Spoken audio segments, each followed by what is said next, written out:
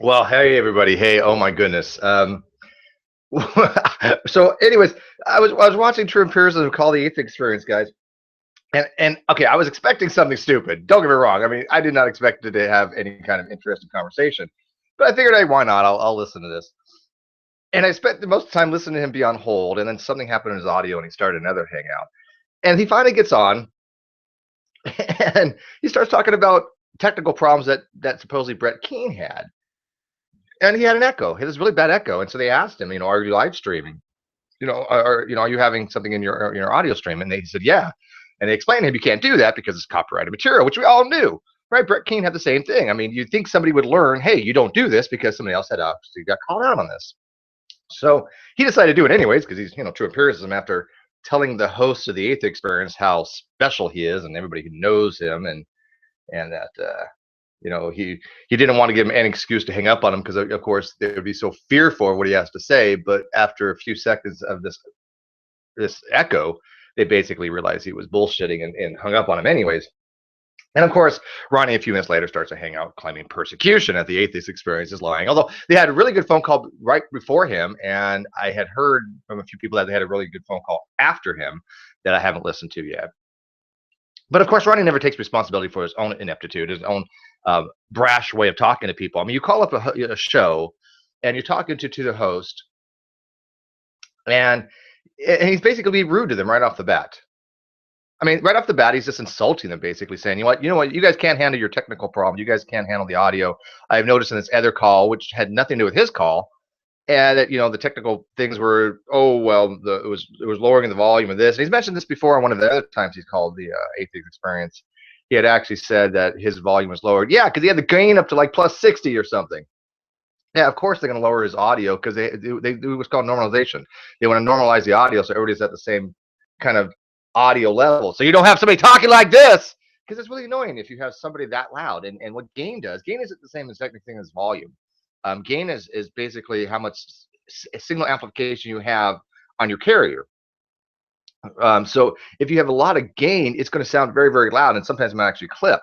So they're similar, but he has on his mic, I guess he actually has a gain control, and I have a gain control too, but it's software driven, and I go about plus 10 decibels because if you go to about plus 20 or 30, it just has really bad static because what it does is it amplifies everything, even the lower threshold stuff. It doesn't cut it off. So you don't want to have a huge amount of gain on your mic. But anyways, they literally just cut him off after 15 seconds. So he was like the first person ever to probably spend more time on hold than he did actually having a phone call. And then broadcast it. I mean, he's broadcasting nothing but just dead air. Basically, you can hear them in the background. I couldn't really hear the conversation very well. But people in the live feed going, are you really going to call the Atheist Experience again? I mean, you've had so many shit experiences with them before because you're an incompetent boob. Why are you going to keep calling them again? I mean, they don't know who you are. They don't care who you are. You're nothing to them. And it's this fixation they have on atheists and the Atheist Experience. It really is kind of getting to be creepy. I mean, G-Man the other day had a hangout where he's calling himself the Dillahunty Killer or something, or the Dillahunter Destroyer. Why? What is this obsession with these people have with freaking atheists? I don't get it. So if somebody wants to explain it to me in the live feed or come on in, by all means, explain to me why they're so hung up on atheism. Are they scared of atheism? They think that there's like some monsters that go around like killing people in the middle of the night? Do they like do the purge every night? Which I haven't watched yet, but I was meaning to. So if it's any good, let me know because it didn't look that good. But I don't know. I need a movie to watch. And yeah, Clyde Member is in live feed, and he says like, Ronnie thinks he's going around like he's a celebrity. Like I'm True Empiricism. I'm well known in the great debate community. Yeah, you're well known as being an idiot. I mean, you have 6 people that watch your shit. 6 freaking people. I mean, that's not a large audience. He has one video that did get about 39,000, 40,000 views. Yeah. And as somebody pointed out, it was a clip about William Lane Craig. He had nothing to do with it. None of his stuff gets that high of views. And really the metric you want to look at is what's your progression. If you want to look at view count, you don't look at the raw total data because you can't really factor that in because times are different of when people started. For example, Ronnie started way before I did. And he has a total accumulation of about 250,000 views, if I'm not mistaken. And I have 160,000, give or take. Well, yeah, but that, you know what? 2 months ago, 3 months ago, I only had 99,000. I'm really averaging 25,000 views a month. He's averaging 7,000. That's what the metric you want to look at. So he has nowhere near the amount of people actually paying attention to him, and the ones that do, all say he's wrong. Every science person says he's wrong. So I don't know where this fascination he gets to think that he is so above the fray that his enlightenment is so much greater than anybody else. Nobody gives a fuck who you are, Ronnie. Just like nobody gives a fuck who I am or anybody else in this community. We have a small little community. We all like to discuss things. We all like to be online and talk, but we're not that important. Okay. We're not big YouTube people. We'll never be big YouTube people. I accept that. I'm cool with that. I don't have the skill set to do what the big namers do. Like, I like Undoomed. I like Armored Christian, or something. Armored Christian's okay, but what's the guy? Armored Skeptic. I like, let's see who some of those bigger names. Obviously, I like Sargon occasionally. Let's see. Oh, Saitan Atheist, brilliant. Love him. He's probably one of my favorites as far as his ability to actually make videos. Of course, Darwin's Greatest Hits. And he's not that big. Logic is great. Aaron, Raw. So I mean, there's a lot of big names out there. We're never going to be like that. Okay, I just don't have the skill set to do it. I have a lot of creativity in certain areas of writing things. If I wanted to, I can write skits. I can write comedy. Believe it or not. Or Dark Matter 2525. That's too. Yeah, he's brilliant too. Abraham. But I don't have any kind of I don't know any of these bigger names, right? So I couldn't even do a collaboration with any of them, even if they had the wherewithal to say, "Hey, Steve, help us with this," which of course they would never do. Yeah. So Tyler points out there is no big names in the Great Debate. Exactly. We're just a little microcosm, and Ronnie thinks he's like a big fish in a little pond. No, he's not. He's not even a big fish because yeah, his name is recognized in the Great Debate community, but for what reason? His name is recognized because people think he's a fucking idiot. They watch him for the lulls. That's not a reason to think you're important in a community. I just don't understand the brashness and the arrogance this guy has to think that people really give a shit what he says. He has like 7 people that follow him, and that they're dumber than he is. I mean, he basically has like Antonio, who we all know is can't understand a fallacy if his life depended on it. He has Tommy Hall, who butchers science left and right and can't understand how to read an actual paper. Rand Campbell, who's the biggest Poe on here, Rand Campbell admits that he's not even Christian. He even tells people, I am fucking with the Christians. He tells people this. Nobody cares. That's the funniest thing. Nope. I mean, we all know, right? Because we're not stupid. But he's so good at what he does at Poeing that he can actually go around saying, yeah, you know what? I don't believe in any of this shit. I just get them riled up. And yet the Christians over there going, oh, look at Rand Campbell. He's telling us how great we are and that atheists are going to be in hell 100 years from now. They want to hear that stuff and they eat it up and he gets a kick out of it. And they're too stupid to realize that Rand is just fucking with them. And he admits it. That's the funny thing. And I got to admit, Rand is good at it. So, I mean, I'll give him props. He is one of the best pros I've ever seen. But it's kind of funny that Rand Campbell, of all people, was telling them in a hangout the other day that, well, I think that atheists 100 years from now will all be burning in hell and I'll be looking down on them. Well, actually, according to scripture, I thought people weren't even in hell until the very last tribulation. And then, you don't die and go directly to hell. You kind of like sit around somewhere and you don't go straight up or down until you're judged. But I could be wrong on that. I guess it depends on the theological position you take. But anyways, it was so funny that this Atheist Experience thing that I was just dying laughter. I had tears coming down that he was shut down so quickly that they don't even know who he is, but they already recognize that he's a jerk, and they already recognize that he has nothing to offer them. That's how bad this guy is. He has been shut down so often, and I think in his mind he literally thinks, "Oh, what? This is persecution to me. I am so good at this and debating and argumentation that the Atheist Experience just doesn't want to deal with me." That's the level of arrogance this guy has. He doesn't think to himself, hey, you know what? I was a real asshole to the host of the Atheist Experience, and they shut me down. He doesn't get that. It's just totally lost upon him. But anyways, I thought it was funny as hell, and I wanted to open a little hang on on it. I think Ronnie was having one right now. Something about the Atheist Experience lied. Whatever. Watch what you want. I don't care. I mean, I do because I hope you guys watch this stuff because you can always go watch his stuff later. I don't watch his stuff live anymore. It's just not really worth it. But You guys want to come in? Let me know the link. I'll give you the link to come in. Let me see. Let me see if I can pass out the links too real quick. Oh, I forgot Joe. I always got to add Joe. So let me add my buddy Joe. Anybody in the live feed? And I'll add. Okay, I'm just gonna add a bunch of names right now. Let's see, I'll just make up people. I have no real friends. Like I said, it's a small little community in the what we have. So let's see here.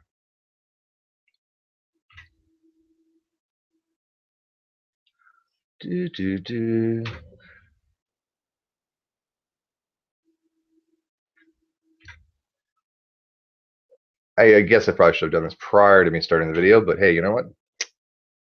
I forgot. I'd just do a monologue for a while.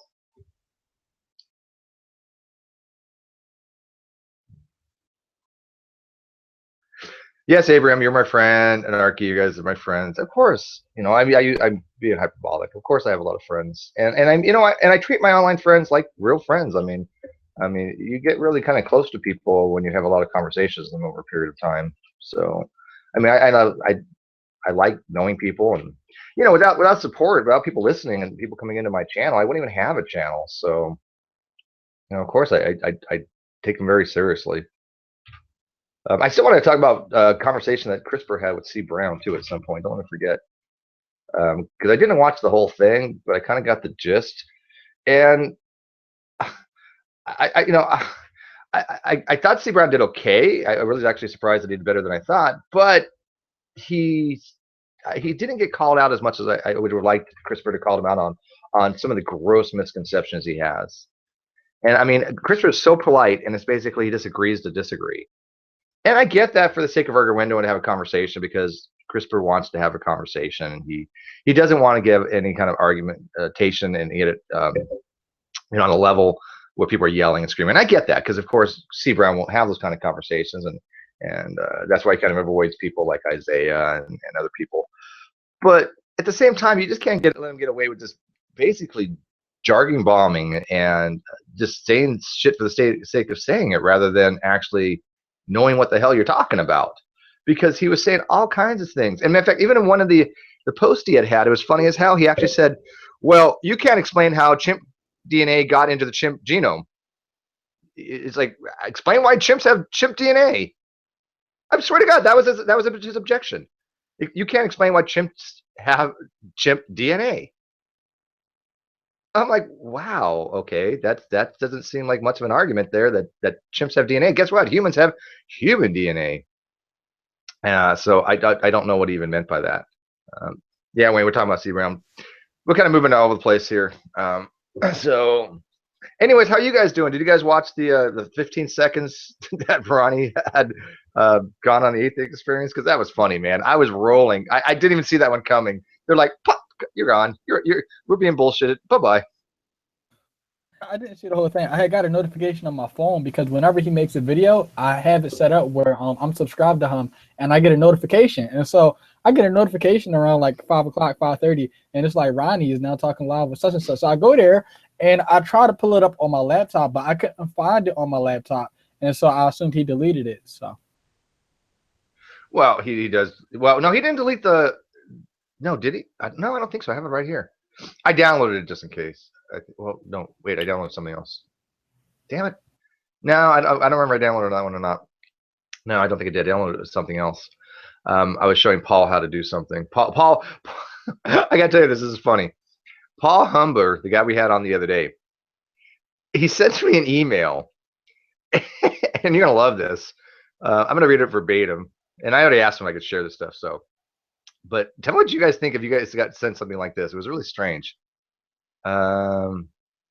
He said, quote, Steve, I invested 4 hours of my life on Friday, and I'm asking you to burn a copy of the debate onto a DVD and ship it to such an address. I'm not sure my system can take a 4-hour video as an attachment. And I'm like, why don't you just download it? I'm like, are we technically improficient, non-proficient, that you don't know how to download a video? So I sent him the CC Clip Hunter or Clip Converter or whatever it is. and just kind of show him how to do it. But I'm like, he wanted me to ship him a DVD. That was weird. Never been asked that before. What would you guys? I mean, if somebody sends you, hey, you know what, send me a DVD, you're like, wouldn't you just say, hey, why don't you just download it? People still use DVD? I'd say, what's a DVD? Yeah. You know, you know what's funny is I got a stack of them right here that my roommate gave me, and I don't even know what the hell to do with them. I was going to record video to them just as a backup, but I was like, yeah, well, they're already backed up. I've already got, you know, on a thumb drive some of them, and other people have got them, so yeah, not worth the space. So is Ronnie actually still streaming? Does anybody know? Yeah, I guess he is. He's already got 11 dislikes. Come on, Ronnie, take the freaking hint, man. He's still going. He's still going. I don't know. Maybe it'll work better that way. I think. Yeah, he's still going. Antonio talking right now.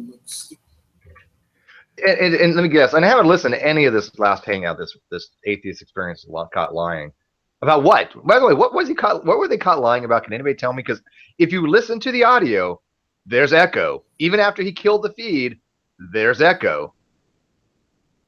Am I wrong? I've heard there was echo. I heard the echo after he deleted or he stopped the feed. So I don't think that was the problem. Did anybody else hear echo after he stopped the feed? Because I was listening to it live. I don't know. I didn't know what was going on, so I don't know.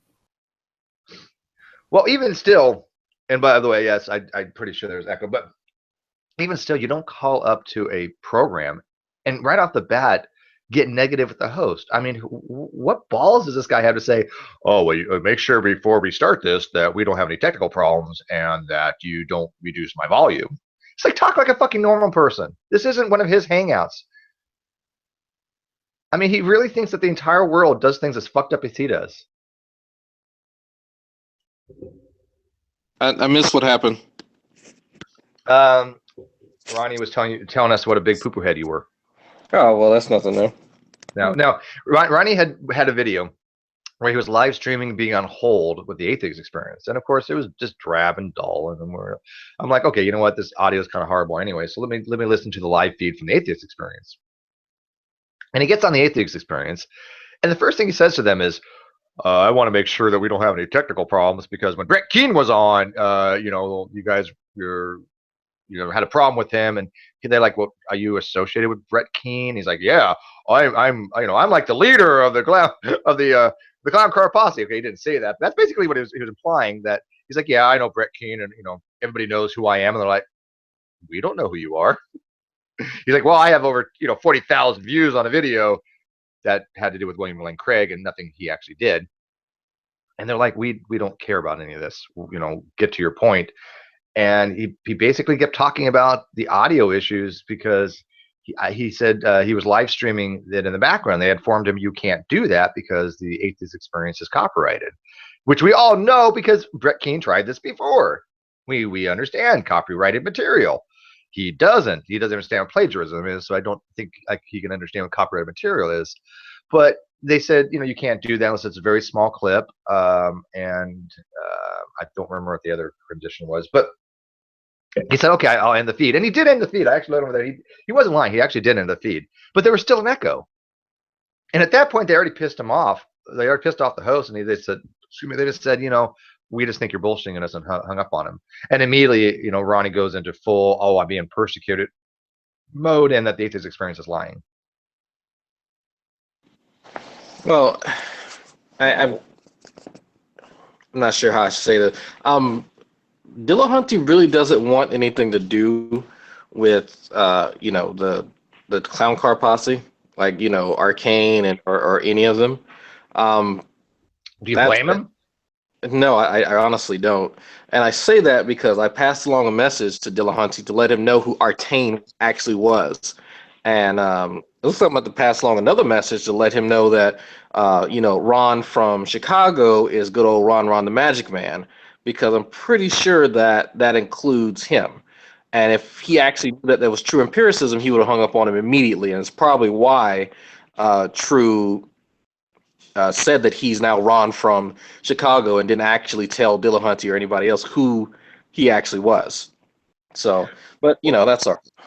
Well, I mean, do they? I watch a lot of the Atheist Experience episodes, but do you think do they get to the point that eventually they just say, you know what, don't call anymore, and that they'll ban somebody? Because I don't think I've seen that happen.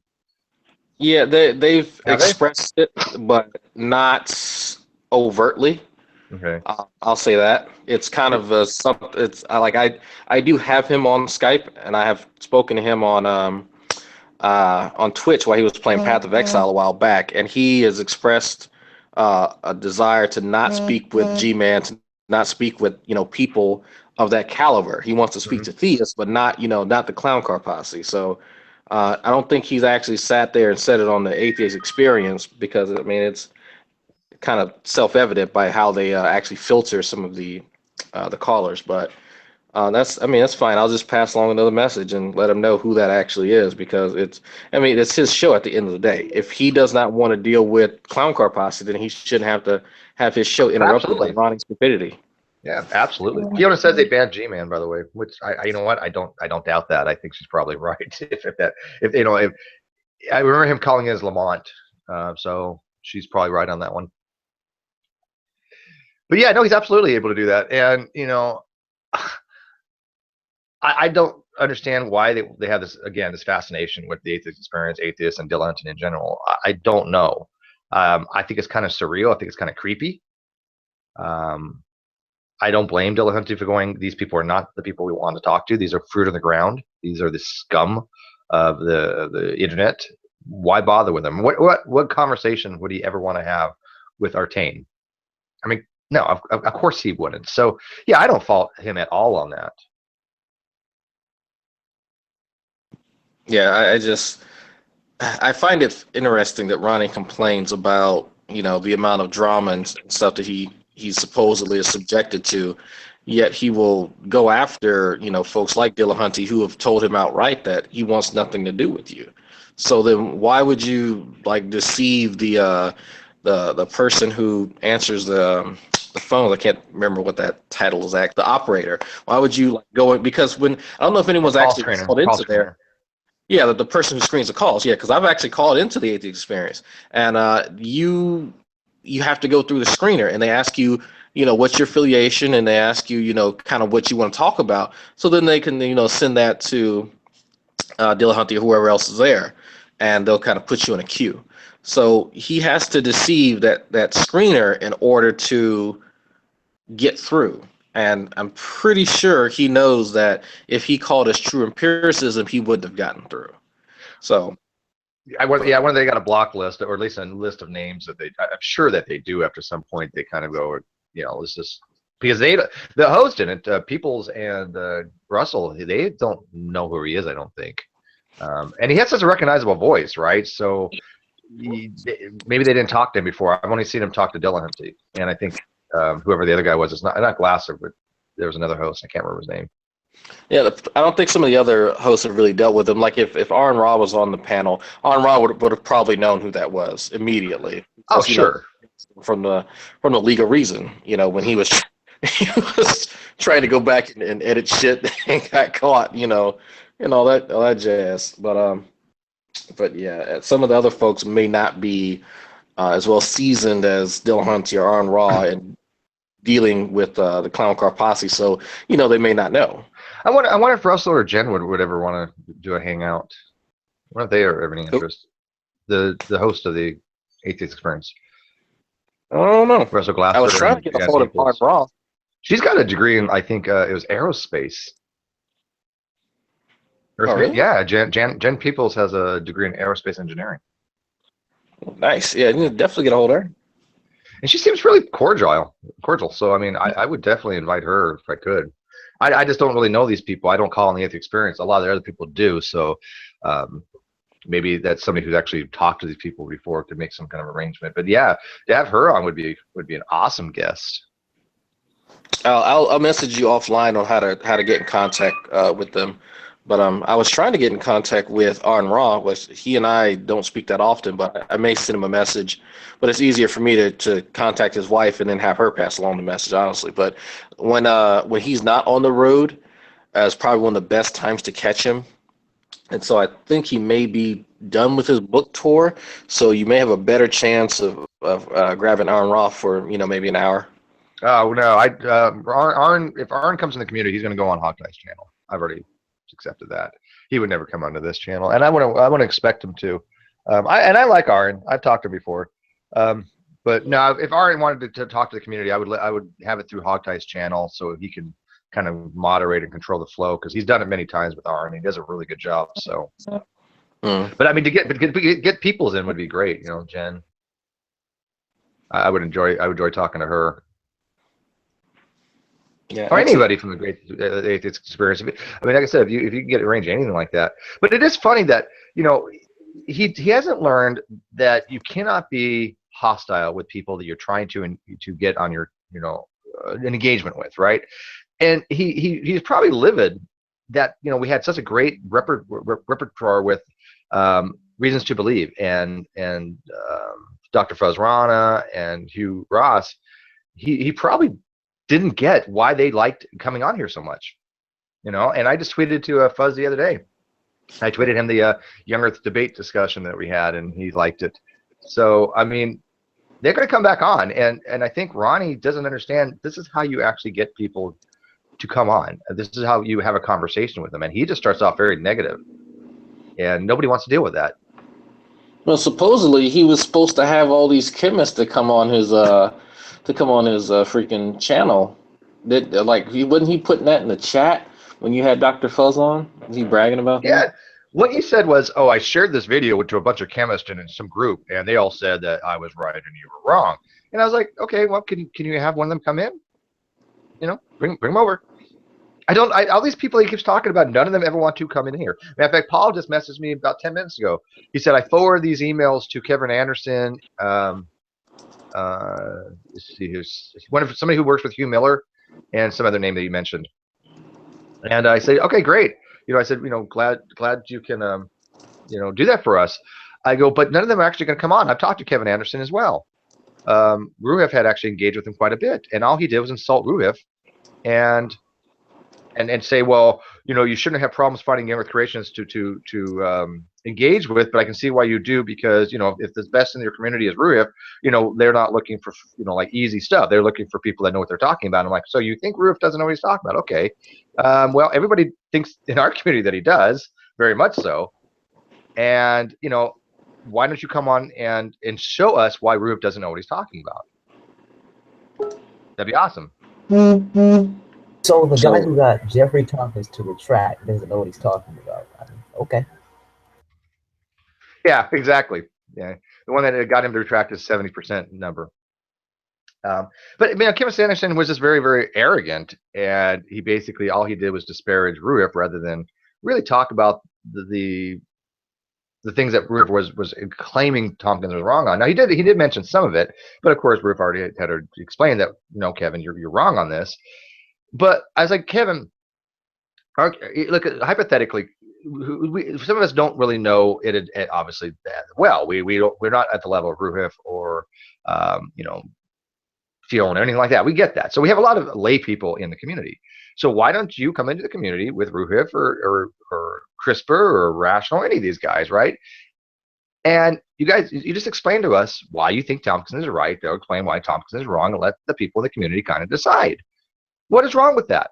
Because not everybody's an expert in genetics.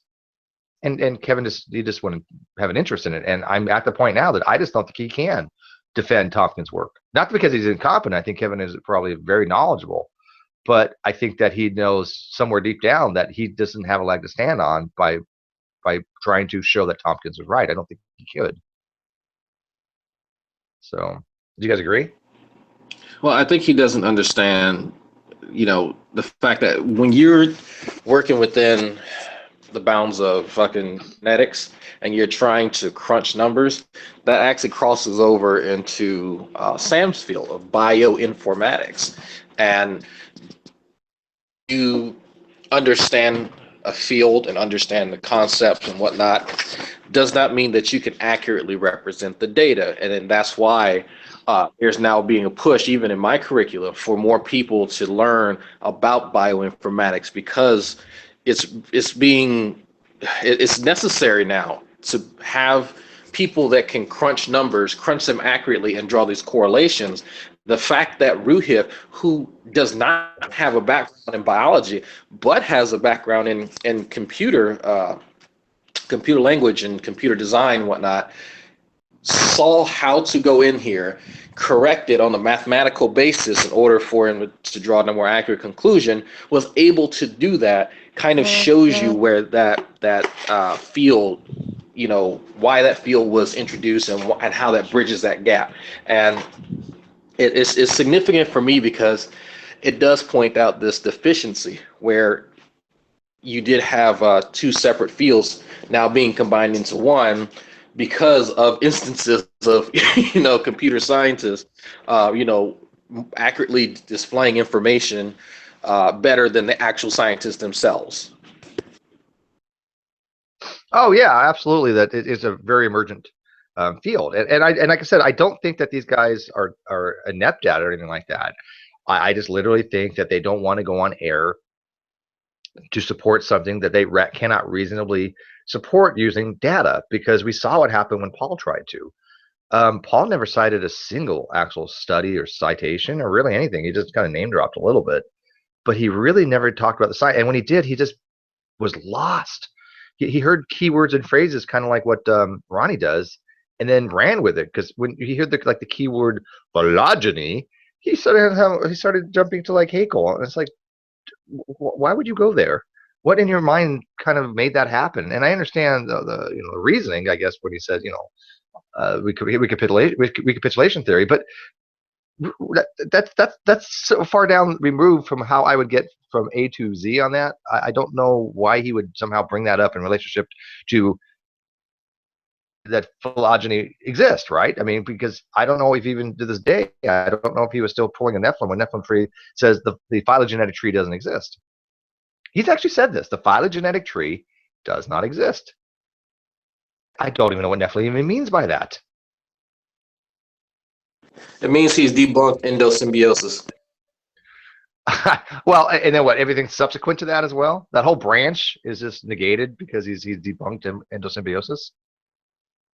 Yeah, well, that's just a part of it. He's also determined that every living creature is a unique freaking a natural marvel. So can he explain? Can he explain why mitochondria have different membrane walls? Can he explain why they reproduce by simple fission? Can he explain why they have a separate DNA structure? And that the DNA, you can actually track back the DNA. You know, you can actually see the molecular changes, the molecular clock of the mtDNA. I mean, it's a separate organism inside the cell. That I don't. At this point, it's so solidified, confirmed. You know, that I don't know why he would ever think to himself that somehow that it's been falsified, because it's extremely solidified that that's probably what happened. Have you ever had like a one-on-one with him where you disagreed and he didn't, and you brought up something that he didn't know? Well, that, you know, actually, yeah, that's kind of what happened with this. I did that. Okay, and did he, upon acknowledging that there was something he had never heard of, make up a fucking lie in the middle of a conversation? Yeah, dude, one of the first engagements I had with Nephi, wasn't the first, but it was one of the first. Joe Sonseed was there, and Joe Sonseed and I were talking about abiogenesis to him, and he conflated endosymbiosis with abiogenesis. And I'm like, Nephi, stop. I'm like, they're two different things. And he kicked me, and then he kicked Joe. Yeah, he didn't realize that endosymbiosis was not the same thing as abiogenesis. Yeah, Sam asked, you know, what does Ronnie think that the Atheist Experience is lying? I have no idea. I asked, and I still don't know. What was the Atheist Experience lying about? Wait, didn't he? Anybody have an idea? Did he explain that in the video online, or did he say it in the broadcast? Well, I'm not watching it. It says the Atheist Experience caught lying. He has 16 dislikes already. I don't know what they were lying about. I'm confused. Wait, they didn't get to talk about anything. So how were they? I don't know. Wait, that's what I'm most confused. I mean, of course he's going to say that someone's lying. He always does that. But if they didn't actually get to talk about anything, then how How was he able to even like form that? I'm so confused. Well, let me recap in my head. They claimed he was acting like a jerk. They weren't lying. They claimed that there's an echo. Not lying. They claimed he was streaming live. Not lying. That was pretty much predominantly the conversation. What else was there? Okay. Okay. Fiona says, he says, the lie is that they had no problem with Brett Keane streaming live last week, but they said they did have a problem this week. No, actually, if I remember correctly, didn't they tell Brett that he couldn't do it, if I recall? I barely remember bits and pieces from that one. Because I know I didn't watch the whole thing. I wouldn't see why they would tell him that was okay when there was almost a court case with G-Man, doing that. So I thought people would have figured that out after, G-Man fucking got his very ban. Oh, they said okay. No, they said they didn't care. Well, was it the same two hosts? Yeah, what it was he was live streaming, but they were having an audio problem. They could hear it in the background. That's what it was. And that's was the problem. They didn't want that. They didn't want the actual noise in the background because that's how they realized he was streaming. No, G-Man didn't get taken to court over it. He was going to get sued for it, but that was only prompted by the fact that G-Man would not take the actual recording off of his channel.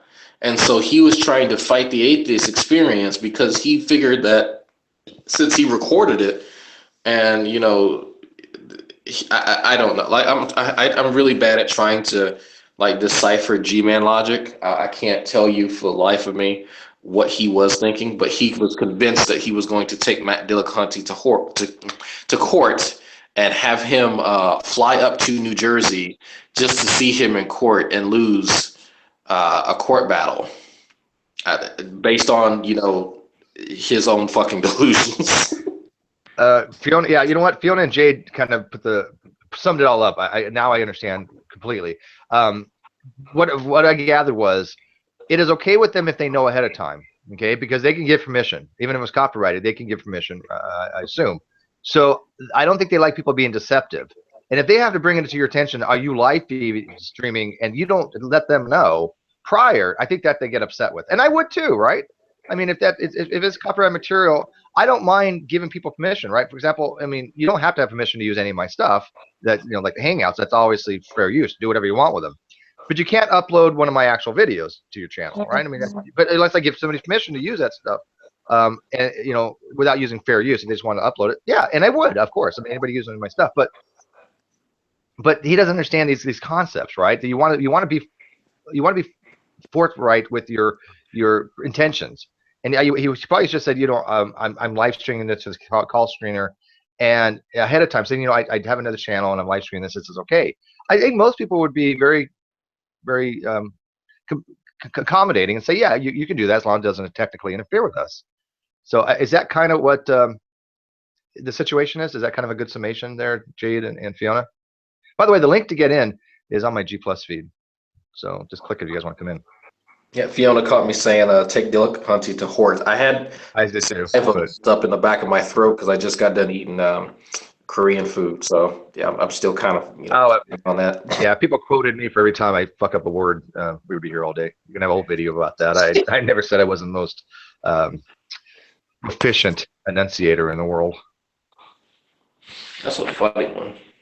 Yeah, Vincent, right too. He says the problem they had with Brett is when they asked him if he was streaming, and he emphatically said no. He lied about it, right? It's okay for him to lie. What don't you understand about this? But they weren't lying though. It is copyrighted, and it's not okay. But they can give you permission to make it okay. Again, why is that so confusing to Ronnie? There was no lie there. What did they lie about? It was copyrighted. God, I'm just amazed that this guy does not understand very simple things that the rest of society gets almost instinctually. Well, it is Ronnie. I'm just gonna throw that out there. It is Ronnie. Well, you're just a big pooper head, though. I am a big pooper head.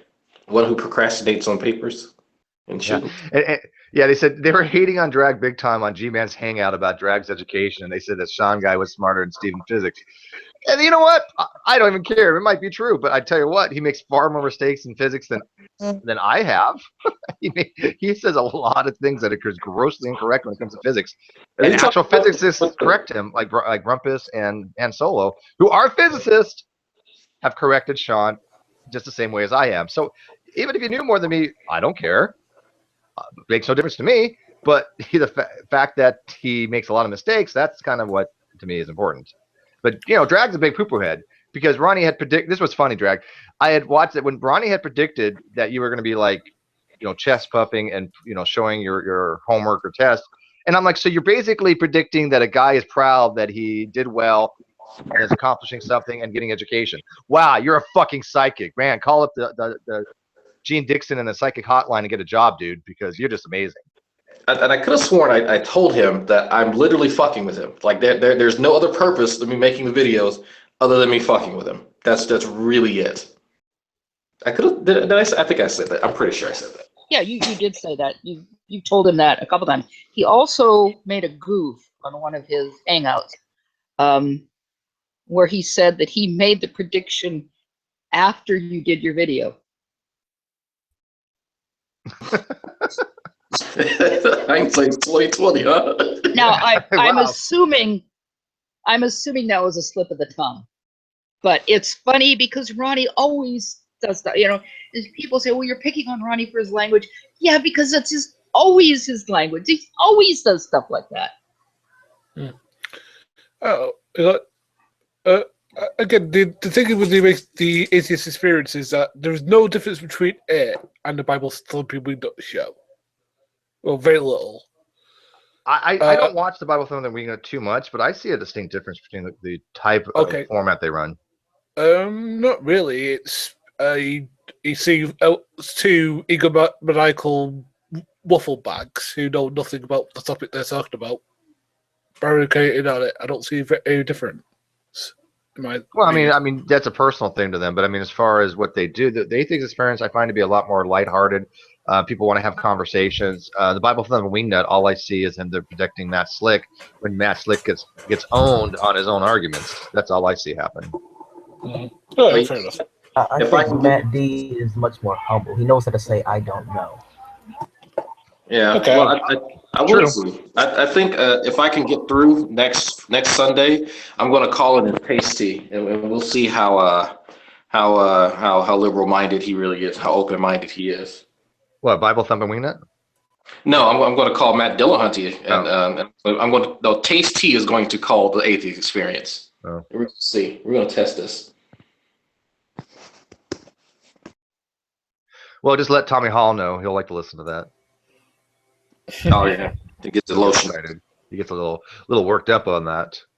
Okay, but in all seriousness, though, I do want to apologise for Drag for Ronnie's behaviour. I think it's been beyond contemptible. Nobody can apologize for that, man. Nobody. I do because the thing is that a lot of atheists out there condemn us Christians for not speaking out against people like that. And I'm sorry, that behaviour was that's fair enough. That's a fair thing. I mean, but speaking out doesn't mean you have to apologize for them, though. No, it does, because the thing is that I think, even though me and Drake disagree a lot, I still think he's an intelligent guy. Fair enough. I mean, I get where you're going with that, Gary. I mean, you just want to be pleasant and feel like you're, as a Christian, you want to apologize for the behavior. I understand that. I don't think there's anything wrong with that. There's no need to, but yeah, I'm not going to criticize. I'm not going to really fault you for that, though. It's not a big deal, Gary. I'm really not offended by that. I don't know how to even phrase it. When Ronnie does stuff like that, I entertain myself with videos like that. When I'm waiting for students to come in during my tutoring sessions, that's my hobby. So I look forward to his responses, and because he actually takes a lot of, if you look at his videos, Ronnie takes some time, and he takes clips and he edits the videos, and he adds the narration. He puts a lot of effort in some of those videos, and I don't. And I do actually admire that about him. And he probably won't acknowledge that, but that's fine. But I really do enjoy his little responses because they entertain me so. Yeah, no, his video skills are pretty decent. The only thing I don't like is how his voice gets when he's doing those videos. It's very disturbingly creepy in a way. He'd be like, and so you see when drag is trying to do this, it's I don't know. I mean, listen to it. It's really kind of just I don't know, very You get an soft awkward and boner sullen. too? And what's that? So you get an awkward boner too? Well, No. well, his revelation that I've probably had recently is that I think that Roddy has the same thing that Nephilim 3 has, which is he has a degree in a topic that isn't science. I don't think And Ronnie also- has a degree at all. Ronnie No, hasn't but even been to college. I'm going to give you why I think he's actually a healthcare professional. He works late nights. He works very, very regular rotas, and that leads more to like healthcare work of some kind. Gary, he said Gary, he said You know he has what no also education. works late nights is security guards And drive-through. Yeah, Yeah. drive-through. or Yeah, hotel no, I mean, valets. I have a friend Gary, who's a hotel valet, and he works nights. Gary, But you can't say on the basis Ronnie of he works nights that says anything about what his employment is. He could be a ditch digger for all we know. he has said he has no formal education, Gary, literally. And at best, at one point in time, he had said he had taken a college chemistry course and he dropped out due to work or whatever. But that was it. He has said he has never. He said it came so easily to him. He felt that he needed to pursue other areas. That was the direct quote. Okay. Wow. Which, like, What was that on? I vaguely recall somebody mentioned that before. That sounds familiar to me, but was that the line Ghost or something? I don't remember what he said. This was a while back. Oh, This my was goodness. it was But he said that I know plenty of people with chemistry degrees, and none of them have said, "Oh, you know what? This is easy." Yeah, as Sam had pointed out to other, like Sam and CRISPR to other people, he's like, these words have never been spoken. Oh, biochem was so easy this year. Well, I mean, it's similar. I guess he's in the habit of trying to utter sentences that no one in their right mind would ever say. Like, Ronnie is articulate. Like, I don't think anyone would ever say that. I don't think anyone listens to what Ronnie has to say and says, you know what? That's someone who I would trust. Like, it's ridiculous. There's a video by Integral Calc, her name was. I think she's changed it, but she has something like 20 things no math person has ever said, and they're pretty funny. They're like, oh, Wolfram Alpha is so not helpful, or oh, these partial differential equations are so easy. It's like stuff like that. Right, but here's my overall point though, is that like if somebody and I had this quite a while ago, which is if I look at a science book, I'm not going to understand it because I don't have the aptitude of learning that Sam has, or Drag has, or Fiona has, or Jade has, because they spent years, if not decades, looking at this stuff and knowing how to, assess data, look at the test results, all this sort of stuff. Whereas somebody outside, like I would be, is going to bring his own methodology to that. Not necessarily. I mean, I think that you can have the humility to ask people if you don't know something. And there's a lot of resources out there, right? Like if you have a question about a peer-reviewed article and it's a big-time article, Nature writes like what is barely above a lay level, like op-eds called news and views, right? There's a lot of these out there for major papers. So I actually don't buy that as an excuse. You might not know the technical details behind everything. I'll grant that, right? But for instance, in my last video, I linked a New York Times lay-level summary of it, and then within that, it hyperlinks to the actual paper, and the hyperlink actually bypasses the paywall on a Nature paper. So, I mean, to act as if the resource, like my issue is that, the resources are out there, right? Like the resources to understand this stuff. So when that's the case, right? When the resources are out there to understand scientific ideas, it kind of changes the tenor of the conversation. Then what is, what your job is as a layperson is to go out there and ask people to fill in the gaps where you don't know them. And granted, that's not an easy thing, but it's something that's possible. Well, that's why some of these people I don't consider to be up to the level layman. I wouldn't even consider the Conquer Posse laymen. They're just not even at that level because they don't even be able to read simple stuff. Technically, a layperson is anyone without technical training. I know, and I'm using it hyperbolically, but I mean, it seriously, they don't. They really just don't. They can't even read simple things and glean something from it. I mean, even the watered down, distilled pop science stuff, they can't even either get the concepts right or they butcher what the article is actually saying, and it's consistent. It is actually consistent that every single time they've ever read something, they've never got the gist of it. Right, but the thing is that like if you're not used to understanding the difference between let's say a creationist website and another one, like I know the difference between the two because I can look at a creationist website, I know what I'm looking at, whereas I think someone like Ronnie doesn't know how to do that. I can spot them a mile off because there's certain phrases they use, and I think that's the problem is that when you are a layperson looking at it, because it makes it understandable to you from the vantage point you're coming from, and the thing is that the good ones that are out there do what you did in your last video, Sam, which is like link to the actual papers, but also make it understandable to the normal person out there, and actually. I'm actually going to say something positive about somebody who I don't like.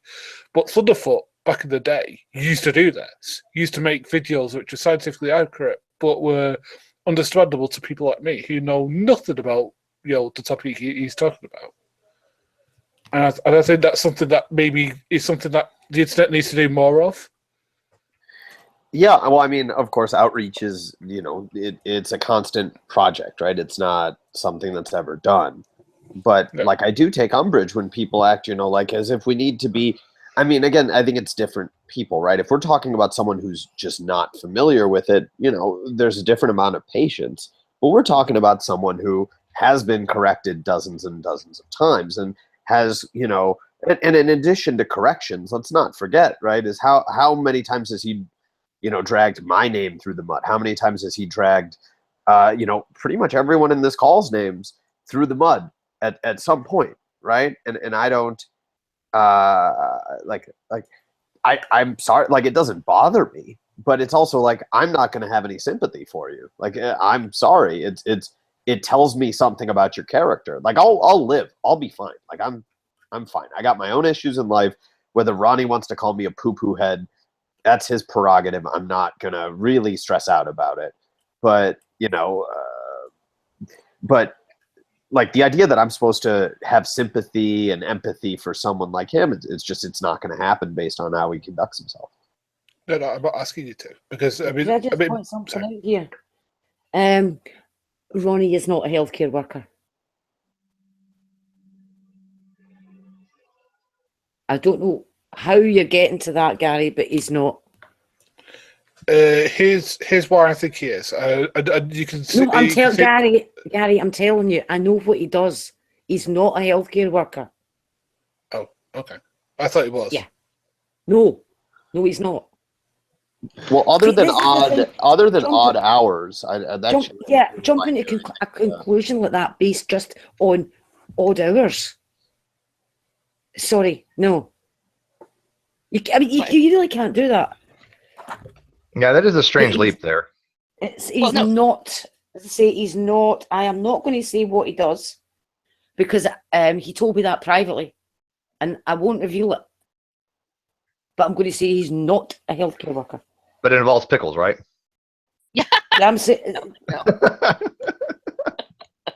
All I'm saying is, I came in here to stop Gary making a fool of himself. To be honest, because it's that weird line of reasoning. I don't mean that unkindly, Gary. I really don't. But it's that weird line of reasoning. Just because he works odd hours, but he is not. So that's that theory gone. Well, I would also wonder, what I'm more curious as to like beyond odd hours, right? Because there are tons of jobs that work insane hours. What besides that would give you that hint? Because that's what I'm interested in, actually. The book. Yeah, I think that's just like a community college book, though. Like I do honestly think I think that he honestly did go to community college. Yeah. It But doesn't it sound is a- that far-fetched to me. Right, but it is a book that's used mostly in healthcare classes. So I looked it up, and it is a book that's usually used mostly in healthcare classes. Classes for healthcare workers in that curriculum. So maybe that's where it comes from. Well, to be a healthcare worker, what do you have to know about ATP synthase? You still Well, need no, to it's- pass basic biology. Yeah, it's Yeah. not just aiming for biology, because a lot of the examples have to do with bacteria and sterilizing surfaces and things like that. The kind of things that people need to know if you're going to be dealing with people who are ill. Well, I have a shocker for some of you on the panel. The nurses that are in the college that I go to don't have to take biology as a prerequisite for their degree. That's actually kind of surprising to me. Yeah, it is to me too, because we have a community college here, and I have friends who've gone through the nursing program, and they have to take it. Of course, you're in a different state, but they do have to take microbiology, don't they? Yeah, and that's what I was about to say. The issue is that when they spoke to the head of the nursing department, they had a certain number of credit hours that they could fit into the program. So what they had to do is come to a compromise. They said they could not ever imagine a nurse having a certification that did not have microbiology. It was literally impossible and unfeasible. So they sacrificed principles of biology 1 and 2 and gen biology 1 and 2 so they could fit in micro. Yeah. When I took micro, I was one of only 2 people in the class who was not in the nursing program. So yeah. Okay. I'll explain to Sam why I thought that, if you want. Which is, it wasn't just the odd hours, it's the obsession with biochem. Because biochem is something that a lot of nurses, well, all right, I'll put it this way. Something that English nurses, literally the UK, have to look up for their degree, for their their placements and stuff like that. And that's why I thought that with this obsession with biochem, that's what I thought, oh, it's healthcare, probably a healthcare professional. But he doesn't really have but I mean, I think why would they take biochem? No, curiosity. No, I'm talking about UK nurses here, Steve. Well, most healthcare degrees do require you to take biochem. Really? It's not surprising to me. Really, like a healthcare, like a facility, healthcare. Most medical schools require you to take biochem. Okay. That's not surprising to me, but I mean, like, he doesn't actually have an obsession with biochem. He just likes to name drop as if he actually knows what he's talking about with biochem. Like, there's a big distinction there, right? Like, I've made this criticism a lot, is he just likes to say biochemistry without actually talking about anything that's relevant if you took a biochemistry class. And also remember, his obsession was more about organic chemistry.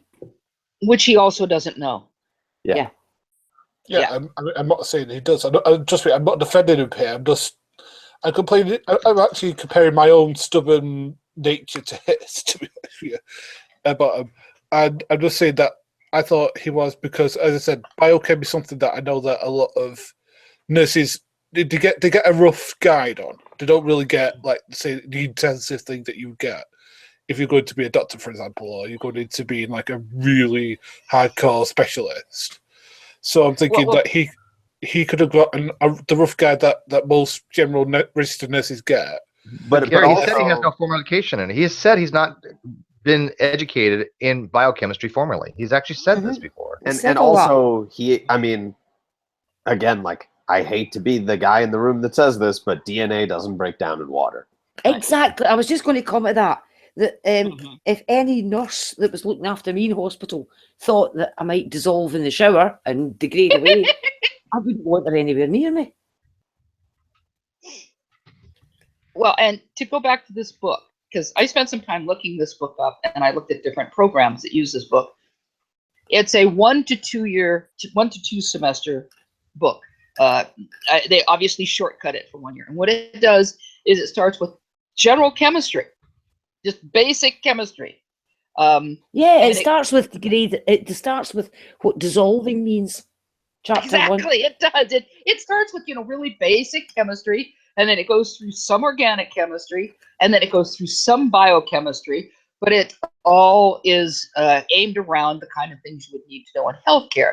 Again, like sterilization techniques and things like that. I have the book. I don't have it like right to hand at the moment, or I could tell you, but all of the examples in it, or almost all the examples in it, deal with healthcare situations. So it's just really an overview of all of these things as they would apply to a healthcare industry, and the only bits that carry through are the ones you basically need, like what is an atom? You need to know that all the way through, things like that. Mhm. Well, what is an atom? That's still more than what Ronnie would be able to answer. Well, he didn't seem to know much about electronic orbitals, or orbitals. Well, yeah, that's the thing, is when you, no matter what a nurse has to know for a point of necessity, he doesn't know as much about chemistry as I knew when I was in high school. And granted, Yeah. I was a very good student, but that doesn't mean that as a 15-year-old I should know more than a guy that's claiming to be an expert or equivalent to expert. Yeah, I can remember more from my high school biology course than he knows. And I remember my biology course really well, because boy, did we have a good teacher. I think I've forgotten more than he knows. Well, I think the impressive thing about Ronnie, and I think that this is really impressive, is that it's his double think regarding quote unquote drama. That's what I've always found to be interesting. He always says, "Oh, I don't want to talk about this drama," but And then starts the drama. Yeah. Who's who's causing drama? Sorry. Yeah, every video he's had so far has been drama oriented. Matter of fact, calling up the Atheist Experience, what do you start off with? Right. Drama. I know. Well, Yeah. I started to laugh here because I pointed out to them, from the live chat once, I said, here they are ragging on TST over and over and over again, and they're doing the same thing. Because TST is funny. They're not. Yeah. They do a hangout for, they will complain that atheists, you, Steve, especially, will do a hangout that's like, 4 or 5 hours or more. And all they do is criticize Christians. And in their hangout for 4 or 5 hours or more, all they're doing is criticizing atheists.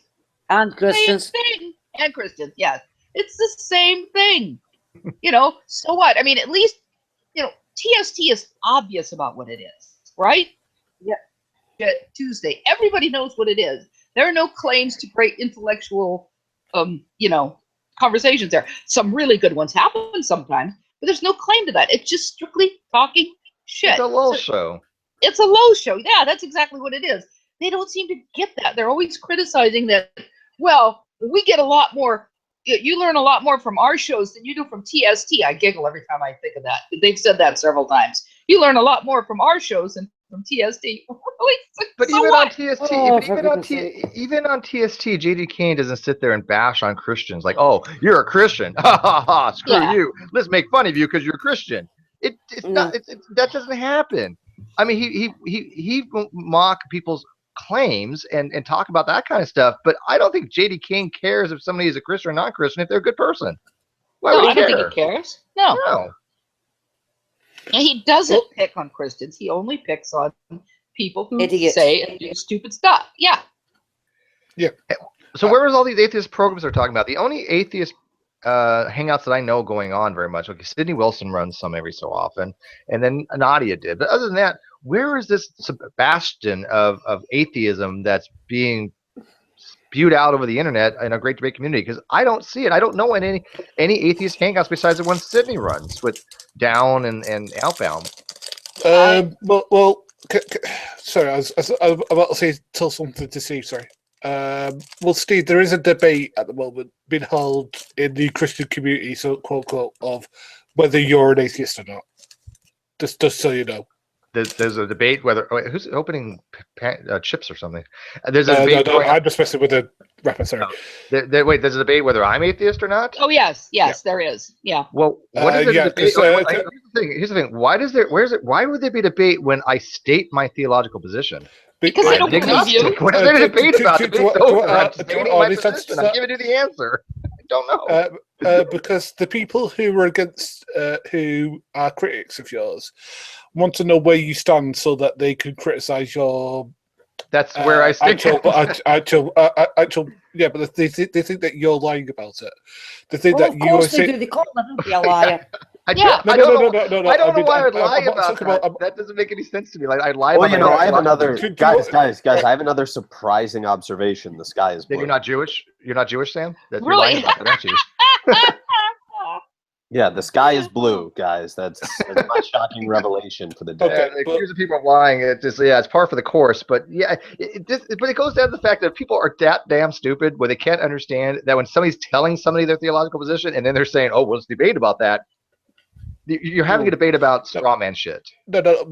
What the thing is that you played the defense sitting role because you want to play to both sides equally, and you're trying to trap. Well, that's why I'm an apatheist. Right, That's right, not why I'm agnostic. That's why I'm an apatheist. I do that. Right, Right. but I don't this- care which side is which. I just declare for who has a better argument when it comes to these discussions.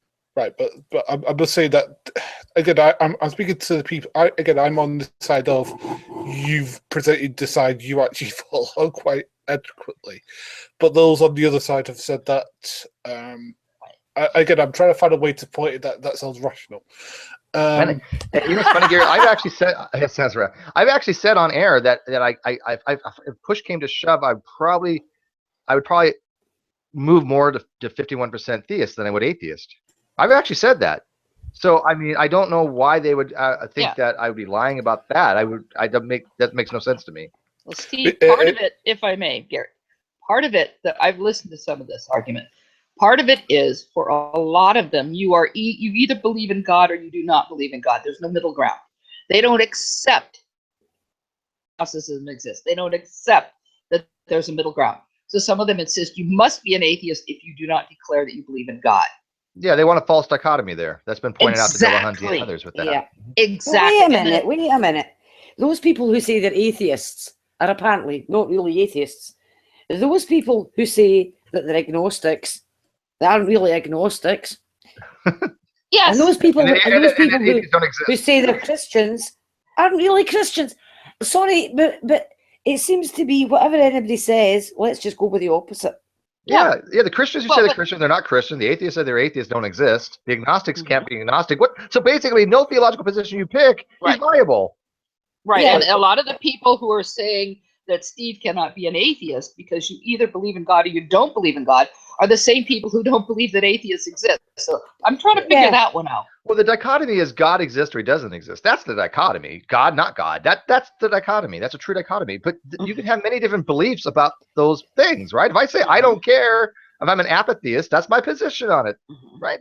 So that's what you're asking for. It's a position you're taking on it. Right, but God exists. So you either believe in God exists or you are in a state of denial. okay, but the people who argue against this have basically said that it's because what you do is that you tend to when a hangout appears is favor the quote unquote atheists in the room over the theists. And that's complete horseshit. Well, to be honest with you, Steve, I've actually asked them where has he done this, and they've shown me a couple of times of you kicking Christians from a room. I was like thinking, but I just blocked MMA the artist the other night, and he's an atheist, and I kicked him. So yeah, I'm equal across the board. Well, hold on for a second. I think we're also kind of forgetting the whole snafu, I'm going to call it that, where you were going after the people who were proclaiming that they were laxtheists, and that lasted, I want to say, maybe, 2 months of going through that? Yeah, because no one could fucking elucidate a very simple concept. God damn it. I had to go into a hangout and I go, this is what Steve's saying. This is what other people are saying. It's not complicated. I don't know why you need all these diagrams. And I ended up giving an ear beating to both Rumpus and Steve. Rumpus overanalyzed that to no end. Well, yeah, but if you were communicating it clearly, he wouldn't have had to. Well, I think a lot of people understood it, but I mean, it still was the point where now people kind of are like have understood the whole thing about that, and so that has not been an issue.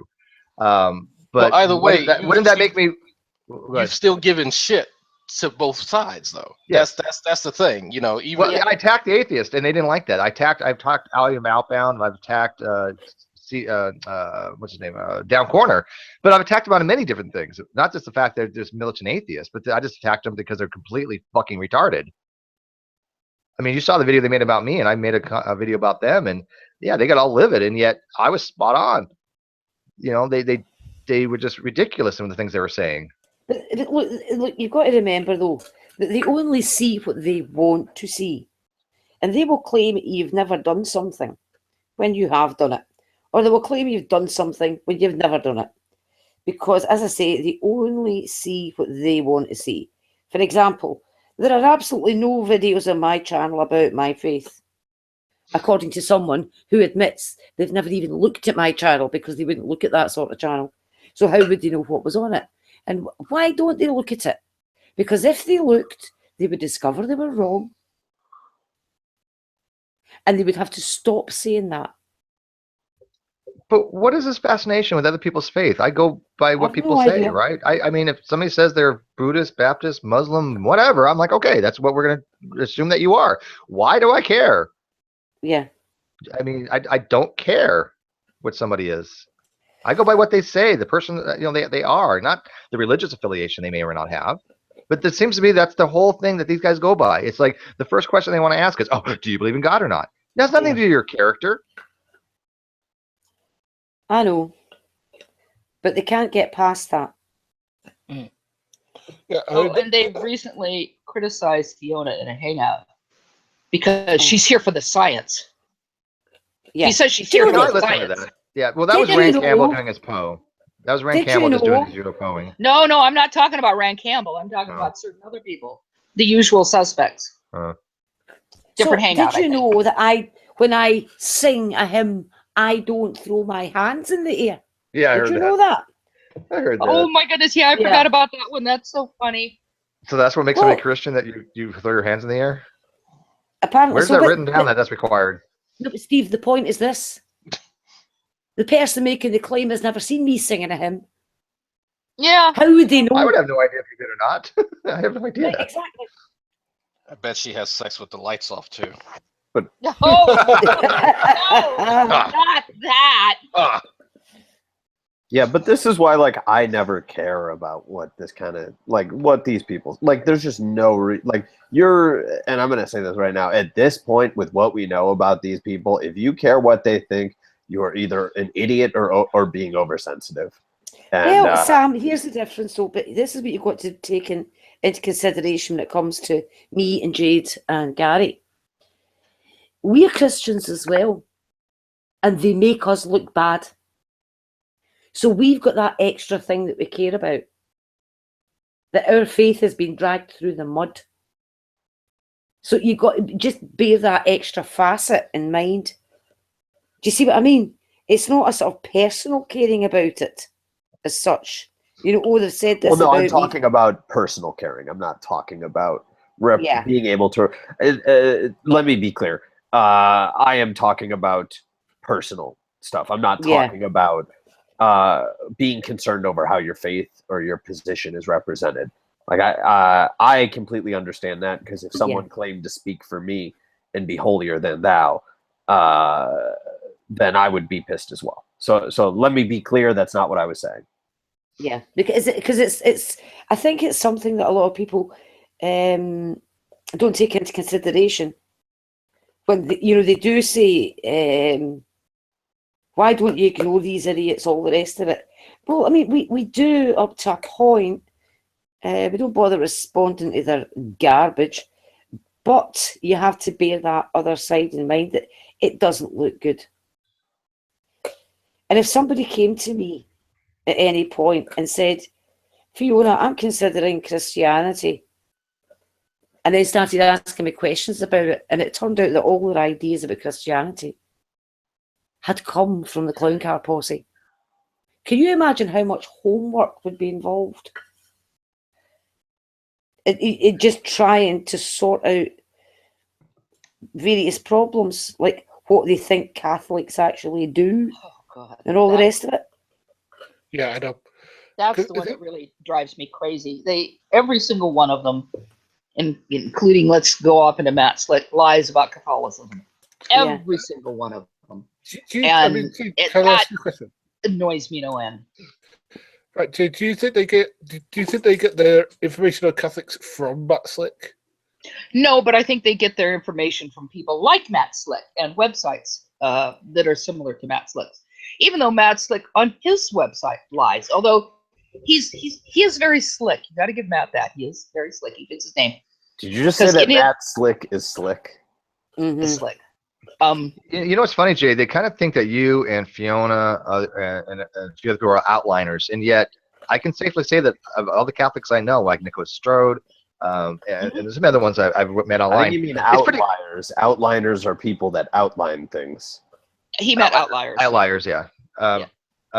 Yeah, outliners, outliers. That everyone I've met basically is pretty consistent. I've never heard you or Fiona say something that's so weird about Catholicism. And I'm like, wait, Catholics believe that? Wait, where the hell that happened? I never really heard you guys say that. So I don't know why they would think that you guys are so different from any other Catholic that I've really engaged with, because you're not. Because they don't know Catholics. They're getting this stuff from other websites. And they think that's what Jade and I do. Yeah, and they like is slick. If you look at his carm.org and you look at his arguments against Catholicism, he is quoting the Catechism, right? He quotes it. That, as he said, he's really slick. Because so people are looking at this and going, well, he's quoting right from the Catechism, so he must be right. But he isn't. He's using correct quotes, but he's twisting things. He's just really good at that. There's one whole section. There's one whole section. I honestly can't remember what he was talking about, grace or something like that. It wasn't grace, but it was something like that. So he spends all this argument quoting from the Catechism. See how wrong they are. See how wrong they are. The problem is, if you actually go to the Catechism and you go to the very beginning of the section, it defines what that is. So he created a straw man, and then went through the Catechism, destroying the straw man. It's just ridiculous. It's a bit like if I said horse, and then he were to say, well, can you believe that? Catholics think that the grace is a yellow and purple spotted pig, and then spends the rest of his time arguing about yellow and purple spotted pigs. That's exactly what he does with the Catechism. It was about Catholics believe you're saved by works. That's what he was trying to claim. Oh, that one too. No, this is another one. I have it in my notes. I'll have to find which one it is. But it's I remember it because he was trying to make the claim that it wasn't by grace alone, according to the Catechism. Yeah, but Catholics it is. Believe it's through works. I know. Well, I know that. You know that. But he's never going to believe it. And then you get into this argument about Mary being the co-mediatrix, and it doesn't mean what he thinks it means. You have to go back to the original document and remember that it was written in Latin. It basically means she is the co-mediatrix in the sense that she brought the mediator into the world. Yep. It doesn't mean you go through Mary to God. That's not what it means. It means she participated by bringing Jesus into the world. And if you bother to actually look it up, that will tell you that. But instead, they get hung up on the term co-mediatrix. They go, you see, Catholics think you have to go to Mary. You have to go to Mary because she's the co-mediatrix. She sits side by side by Jesus and judges everything just as equally. No, that's not what it means. But they mix it up with co-redemptrix. Yeah, yes. That too. Same thing. They don't bother to look up what it actually means. They would rather believe all these things from anti-Catholic sites than what the reality is. There are people out there Catholicism and argue against it. They can argue reasonably against it. But this lot doesn't even know what the hell they're talking about. I'm shocked. Too. Big surprise. It's just like you mean that people that can't critically think about literally every issue can't critically think about yet another issue? Yeah, it's surprising, isn't it? And in other news, water is wet. Right. Exactly. And I also love how they talk about the bloody history of the Catholic Church, and some of the stuff that they keep talking about was actually done by Protestants. Oops. Well, Like the witch hunts were mostly by Protestants, guys. Guess what? Something that what's it called? Davis Dumas came up with recently that I just couldn't believe. It was against Fiona, actually. It was about the Council of Trent, which is obviously something he's never read. Yeah, because I actually have read it, and everything he said about it was wrong. I know. It's really weird how, if you actually follow the source and actually read it, it actually says the opposite of what he claims. Well, but remember, Go ahead. Darwin's deity is hopeless. Remember, no angel said those words to Mary. I know. You know, I don't think he's talked to you since then, has he? He hasn't. No. But no, you're absolutely right, Gary, and that is very common. I over and over I've seen the Concar posse and of those of similar ilk. Yeah, couldn't resist of talk about the Council of Trent. And apparently not one of them is bothered to even look at the Wikipedia site of the Council of Trent to find out what happened. I actually was talking to somebody once, and they, the Council of Trent, and I said, "Well, which one are you referring to?" And they were just stymied. The Council of Trent. Yeah, which Council of Trent?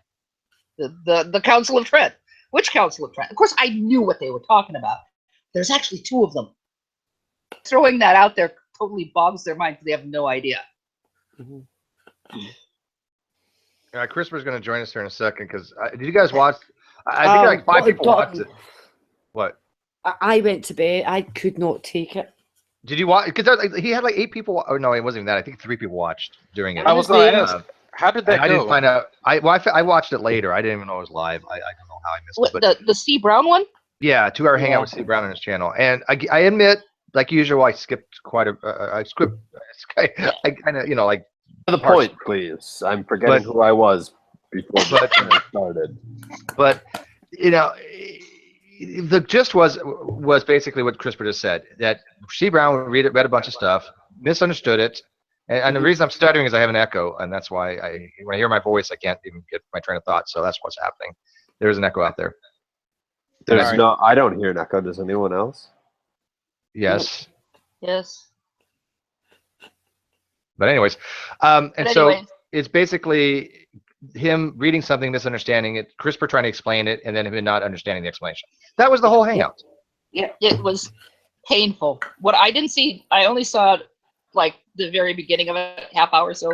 But I don't remember how much of it. But it was for Christopher. You have my utter sympathy.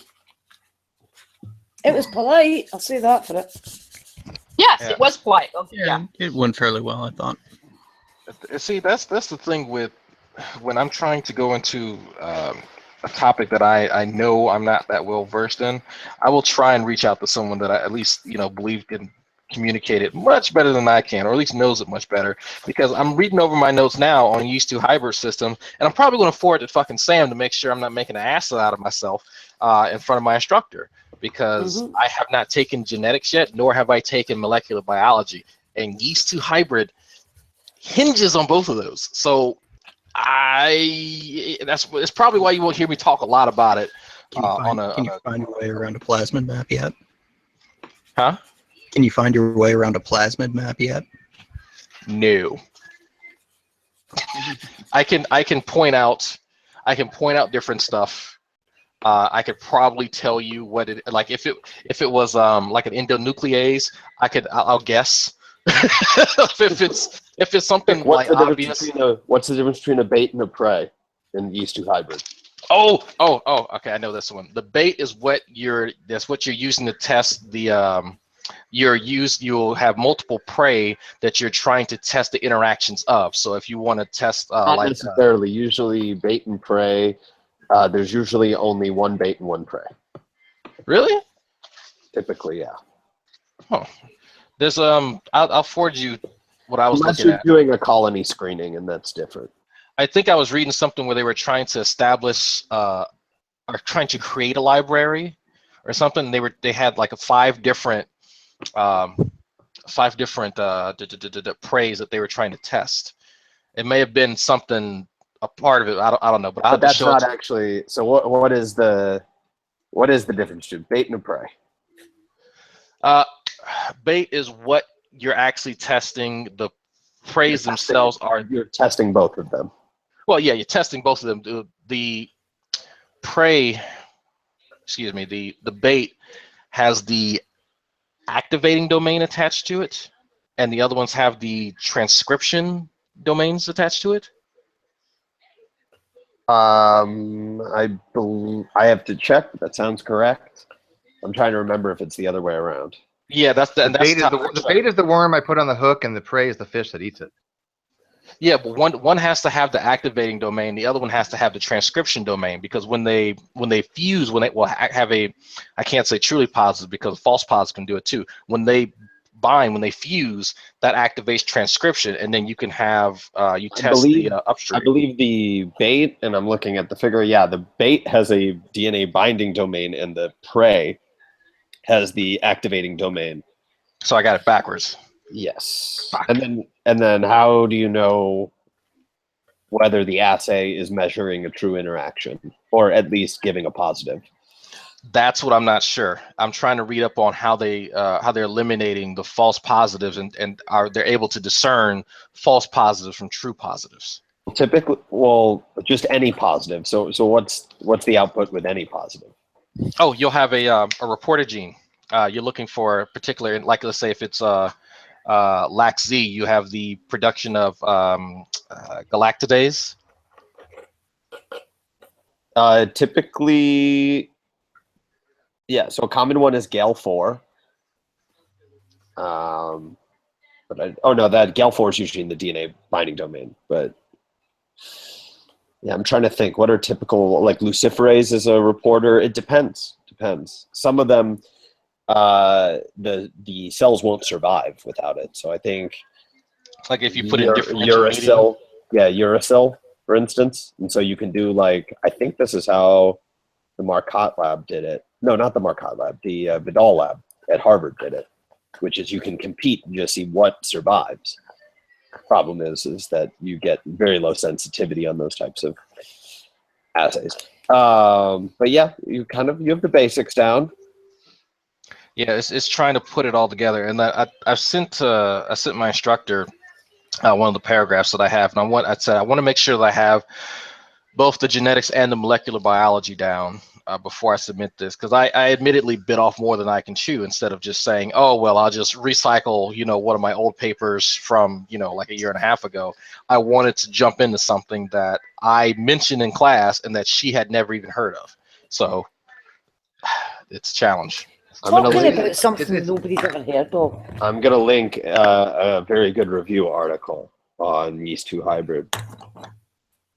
GFP is sometimes used as a reporter. That is correct, CRISPR, but the problem is that, especially in it's hard to multiplex GFP. That's true. It's really, GFP is, GFP... So for the people in the audience, because they have no clue what we're talking about. Not a clue. GFP is green fluorescent protein, which is typically used to stain groups of cells. I don't know if CRISPR wants to talk about the techniques by which you get that into cells as a reporter, or why you would want it, that people don't just listen to me ramble. It's pretty easy to get in, and it's pretty commonly used, and it's pretty easy to visualize, but you're right that it does have a pretty to multiplex. So if you're trying to get 2 signals in there, it's not spread. Usually you can get in there 2 or something, but not huge variety. And then here's another useful link, the Center for Cancer Systems Biology. So, CRISPR, did you want to do a quick summation of your 2-hour interaction with him? And again, CBAM was very civil. You guys had a good civil dialogue. Don't get me wrong. I don't think that would have gone as well on maybe some other channels, or if there were other people involved. So I understand why you were being very, very civil, very, very polite to him. But you were thinking the entire time that CBAM was not understanding what you were telling him, correct? Yeah, pretty much. I mean, he just make assertions. That's all he was doing.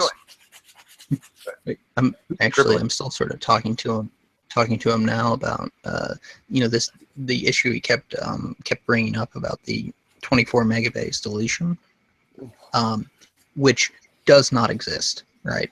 So this 24 megabase deletion is something that Tompkins made up out of whole cloth, right? He claims that it's from the Unison Prakash paper, but that is,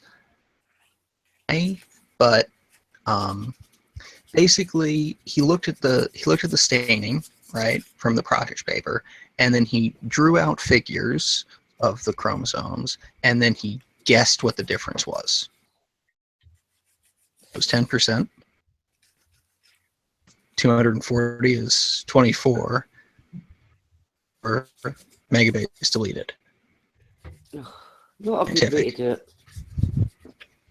But if you actually look at the actual sequence data, right, the difference is megabase. So he's off by an order of magnitude because he just guessed.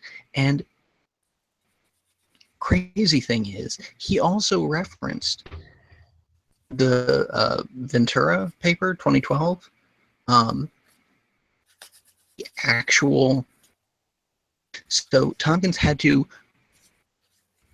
The actual information was cited, right? He cited something else from that paper. He had to ignore the actual information, so he'd go with something he just made up.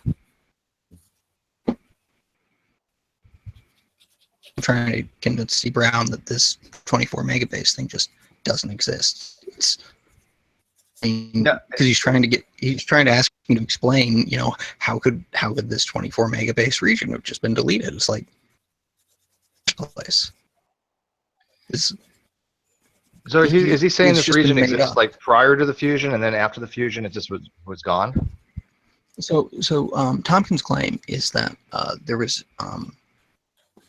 approximately 24 megabase worth of DNA on 2A or 2B. I don't remember which from his diagram. Doesn't matter really. Didn't make it into the fusion, right? So there's 24 megabase that's gone from the 2A and 2B. Wrong. Up the length of 2A and the length of 2B, you get something that is almost identical in length to human chromosome 2. It's 1% difference. And no, it's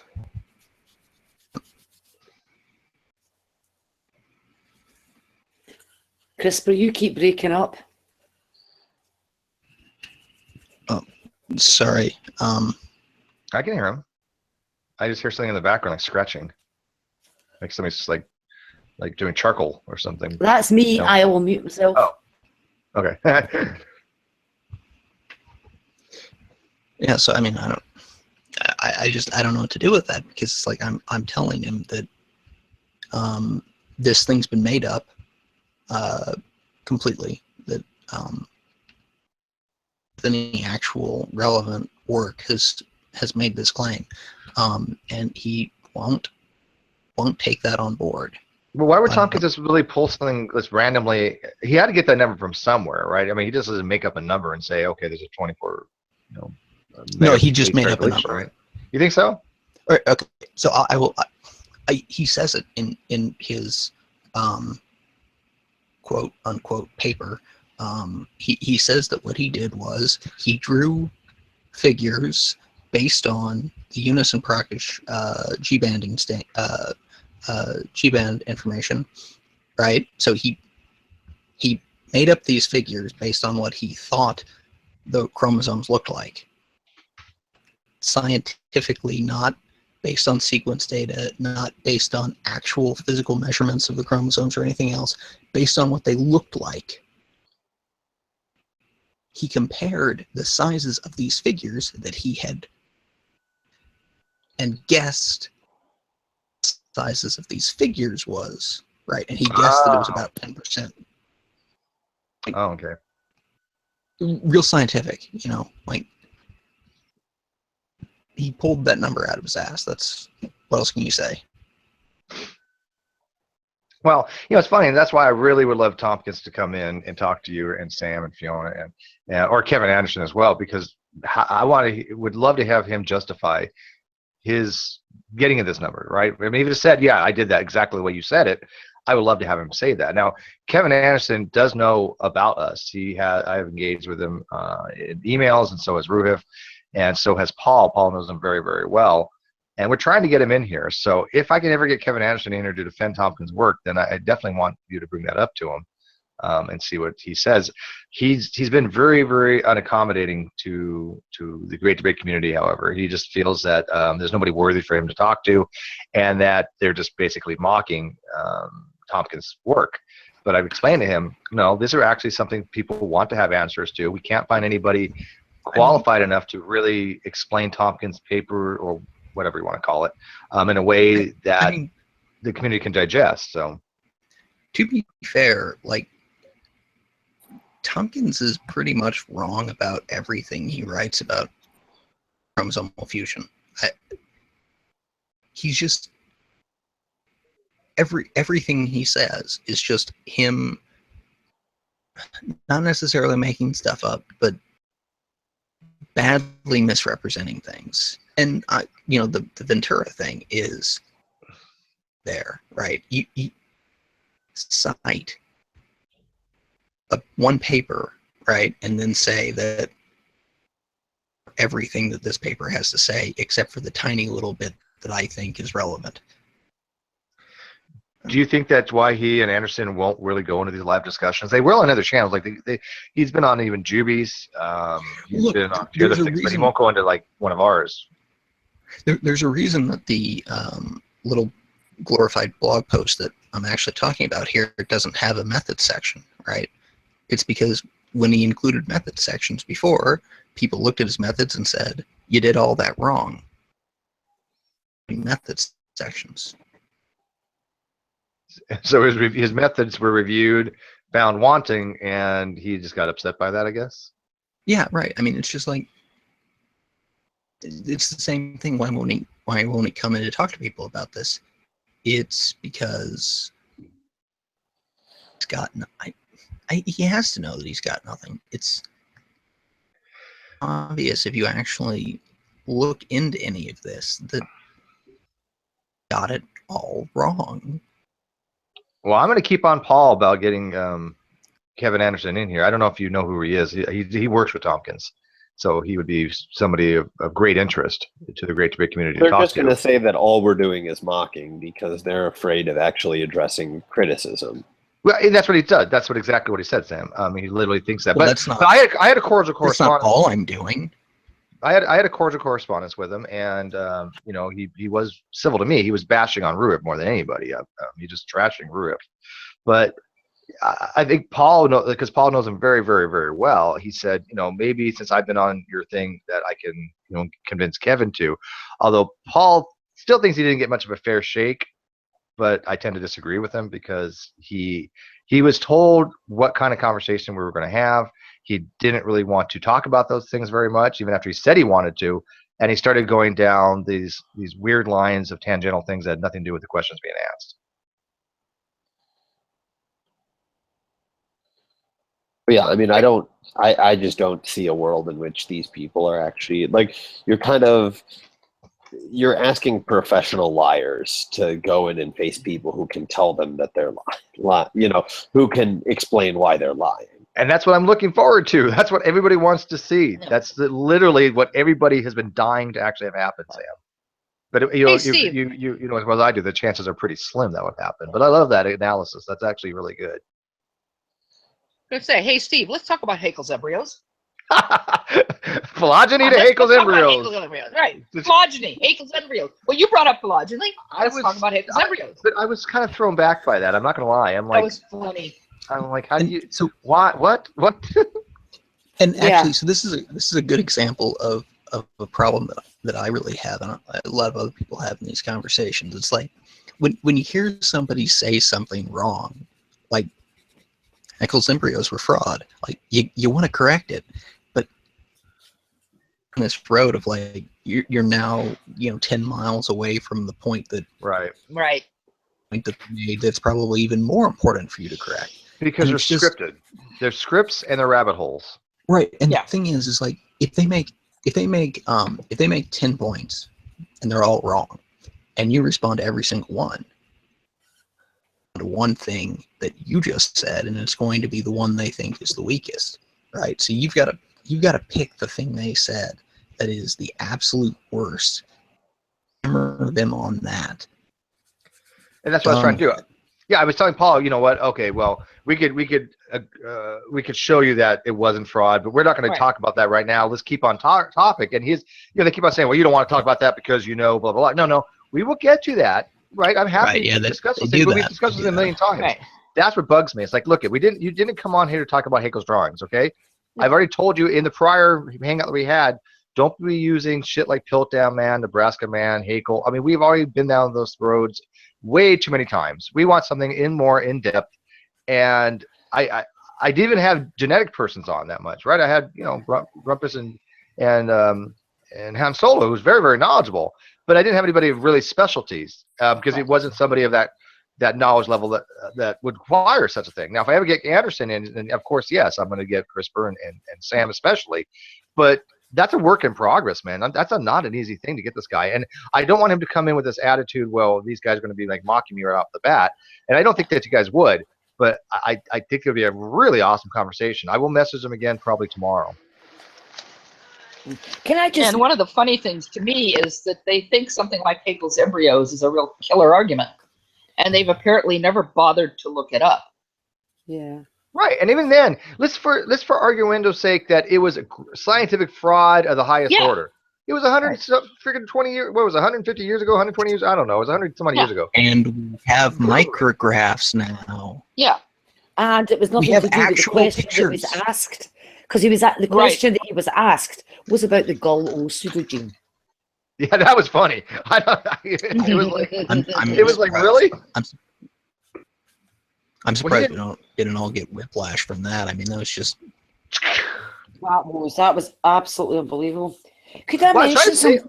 Yeah, but I was trying to save him too, because he said, I don't know anything about this.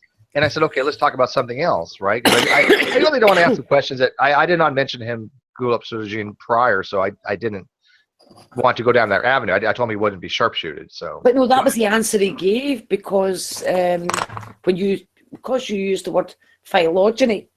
But I gave him an out. Remember the first thing I said to him? I know. We don't have to talk about this, and he decided to anyway. So, but go ahead. Yeah. Could I bring something up that I saw that scurried across my feed yesterday, and I never really got round to it until today, and I'm wishing I'd never bothered.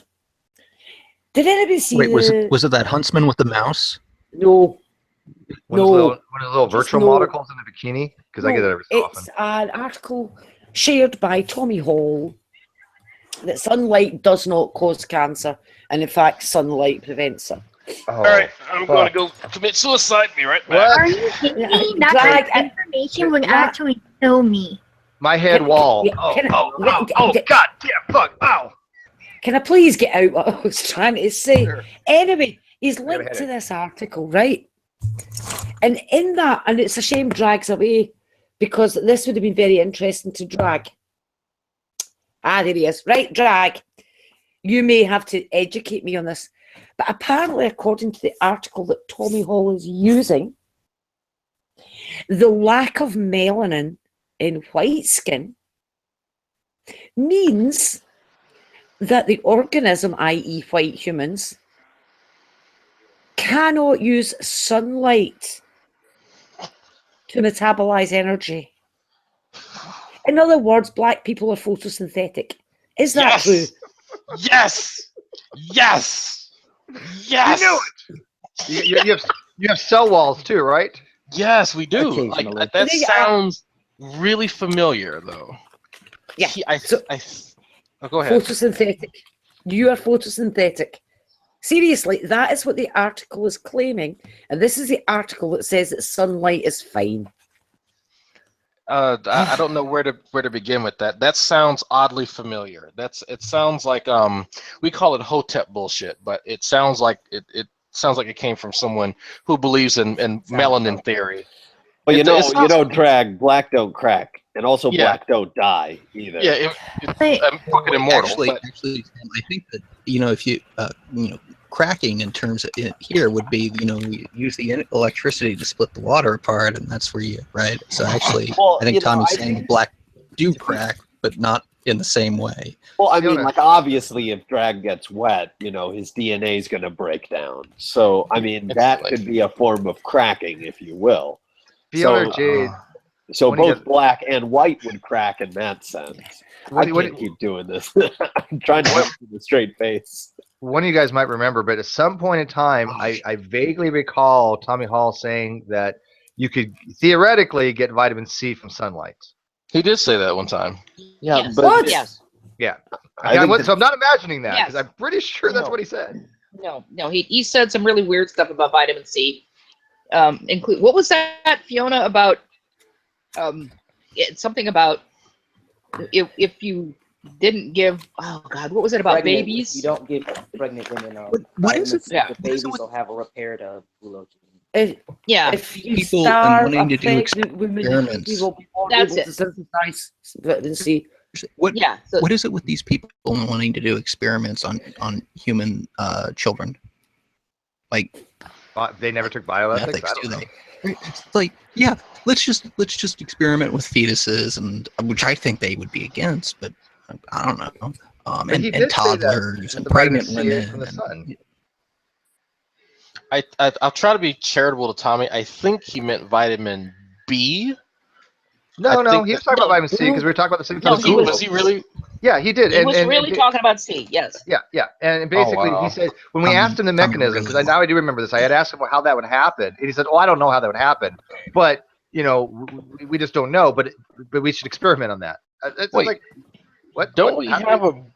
Wait, no. Was this the same conversation? Because I remember Isaiah saying that somebody had told him that we had a broken promoter on one of our genes that at some time in the distant past, one of our ancestors could produce their own vitamin C, but that gene is now broken in some way. And Tommy said Yes. that you could ingest something that would repair it or something like that. No, he said you could actually get a correct copy of the gene from your great grandfather, Oh, that's what it was. Yeah, exactly. Yeah. even though he was long Yeah. dead. Somehow, Yeah. you could go back in time and get his copy. What? That's what it was. Yeah. I mean, he basically just read what McClatchy was saying, and we know that debacle. But by the way, I can't. He blocked Wayne, just FYI. So and I'm not going to reach out to McClatchy again. I've tried. He won't come on. He doesn't want to engage actually technical stuff. I've seen him on other programs. I've listened to him. He's more into the more I don't know. He's intelligent design arguments anymore than he is the biology. It seems. Yeah, McClatchy's always been right into intelligent design.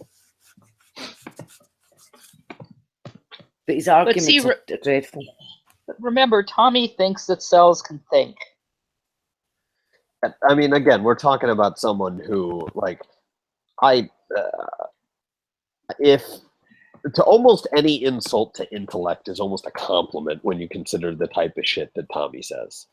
That's really the only way that I can phrase how stupid I think he is. Wait, hold on, wait. To be fair, he's smarter than Ronnie.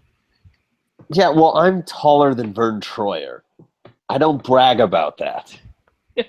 I've got a bigger dick than a I'm just saying. 2-year-old. Yeah. Like, we can make, whenever you have to qualify the compliment, like, it's not a compliment, it's an insult. No, I'm just trying to limit how far down you go. Like, it could be worse, right? Well, Tommy Like, used to be interesting to talk to, Chris. But I actually am not going to lie. I enjoyed talking to Tommy early on. And he brought up some interesting things. I think a lot of people learned. no, I like yeah. Tommy. Tommy's usually pretty polite, so I don't have any problems with him. But I think you're right. I think he understands things a lot. Well, not a lot better. Okay, marginally better than Ronnie does. But there's a He distinction there, understands that there's a lot of things that don't support what he's saying, and he doesn't usually throw them out there. And he doesn't butcher the jargon as Whereas- much as like C. Brown does and Ronnie. I don't think he butchers it that much.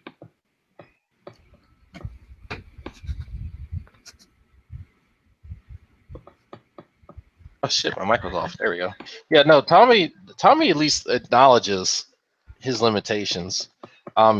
He doesn't understand why. It's funny, he understands his limitations, but he cannot understand why you need to figure out how something works before you make an assertion about it doing something. His model of the universe is, if it's complicated, it must be false. Yeah. So. That's a good way to sum it up, actually.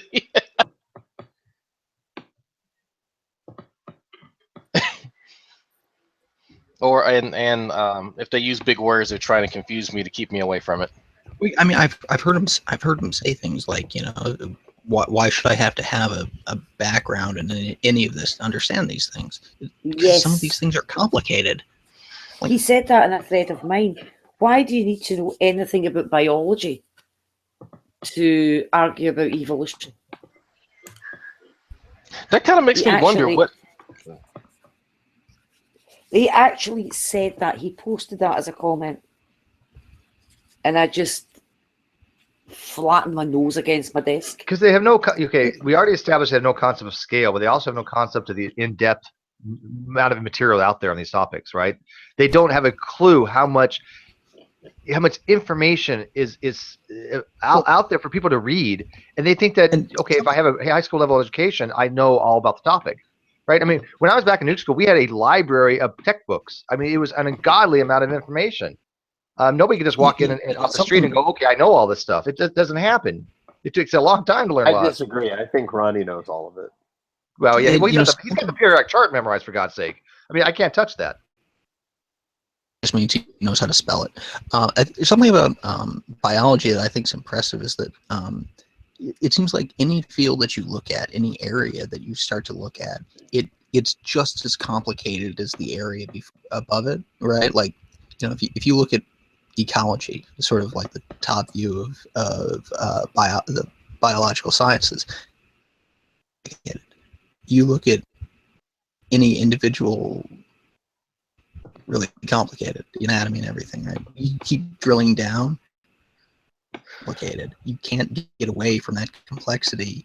And if you go all the way down to the biochemistry or the chemistry of it, things start really simple, but then the math gets hard. So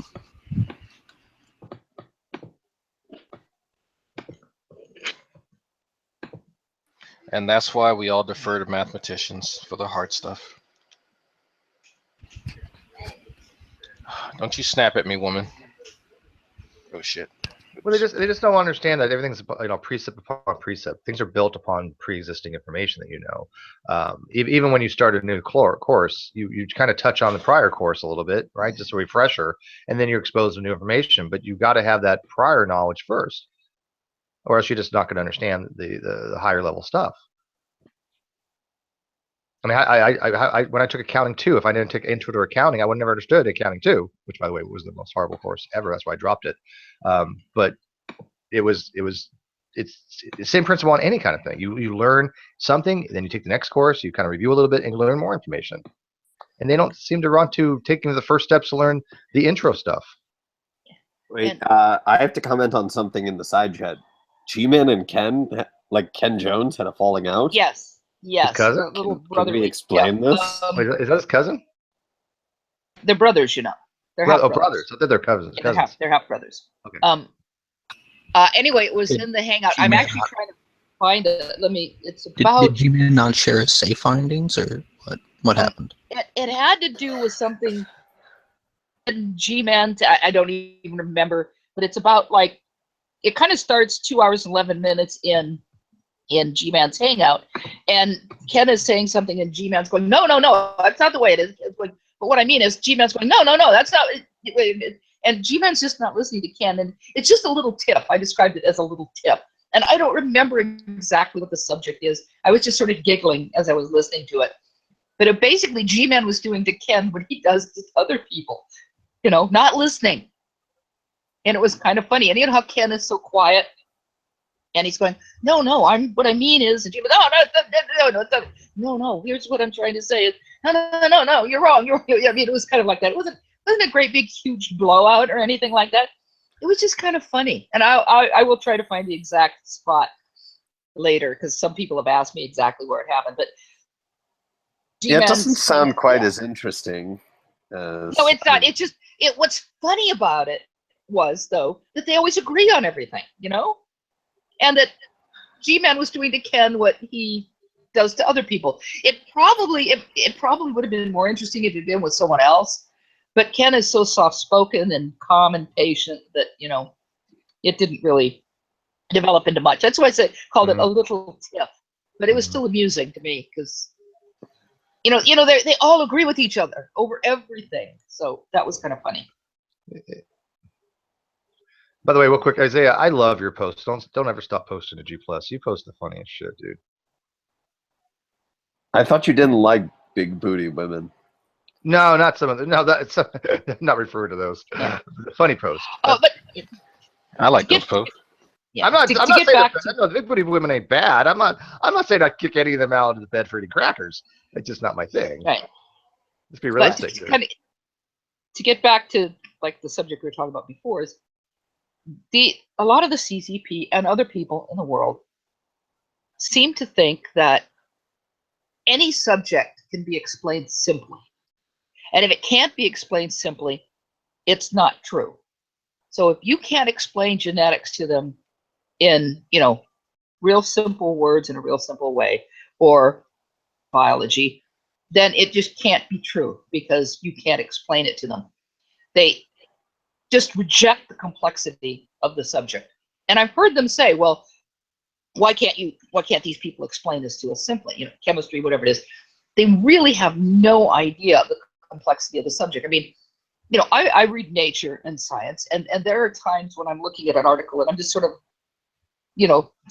almost laughing hysterically to myself because I haven't a clue what it's saying. It's all these big words. I don't know what they mean because it's in like translational science or something like that. And I'm like, well, I don't know.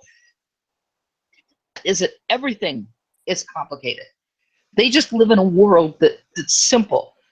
I mean, I used to be a machinist, okay?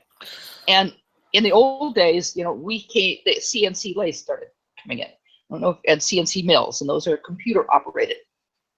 And that was really complicated to do. The old days where you would sit down and you'd measure something and you'd go over to a mill and you'd set the mill, and I'm talking about like a Bridgeport mill or a stand-up mill, and then you'd, put your fixture in there, which somebody in the tool room made using math, and you'd put your fixture in there, and then you'd cut the piece and you'd measure it. You were cutting the pieces right. No. It went from that to you automatically load the stock, which is like big, long pieces of metal. You load the stock into this carrier, and each piece of stock drops in as at will, and it's usually time. And then that piece of stock goes through the mill cuts it and then forms it, takes the next piece, cuts it, forms it, goes out the other end. Periodically, you pick one up and measure it. It looks like you're absolutely doing nothing. But the complicated part is programming the sucker. And you have to know, I actually took a class in machining, And the first thing it starts out with is complicated math, because you have to know all of this stuff to just machine parts. And I know a lot of people think of something like machining, working in a machine shop is just, blue collar work, but it's very complicated.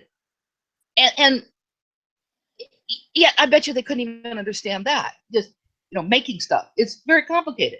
And if anybody here has ever turned like furniture or anything like that, you've got to have your angles right. You got to have your arcs right. If you're making a chair leg, I've never done computer stuff. I've done machinery work with lathes and stuff like that. We had a little machine shop on board, so I had to get a little bit familiar with it. Drill pressing, spot welding, assembling welding. I've done a little bit of all that stuff.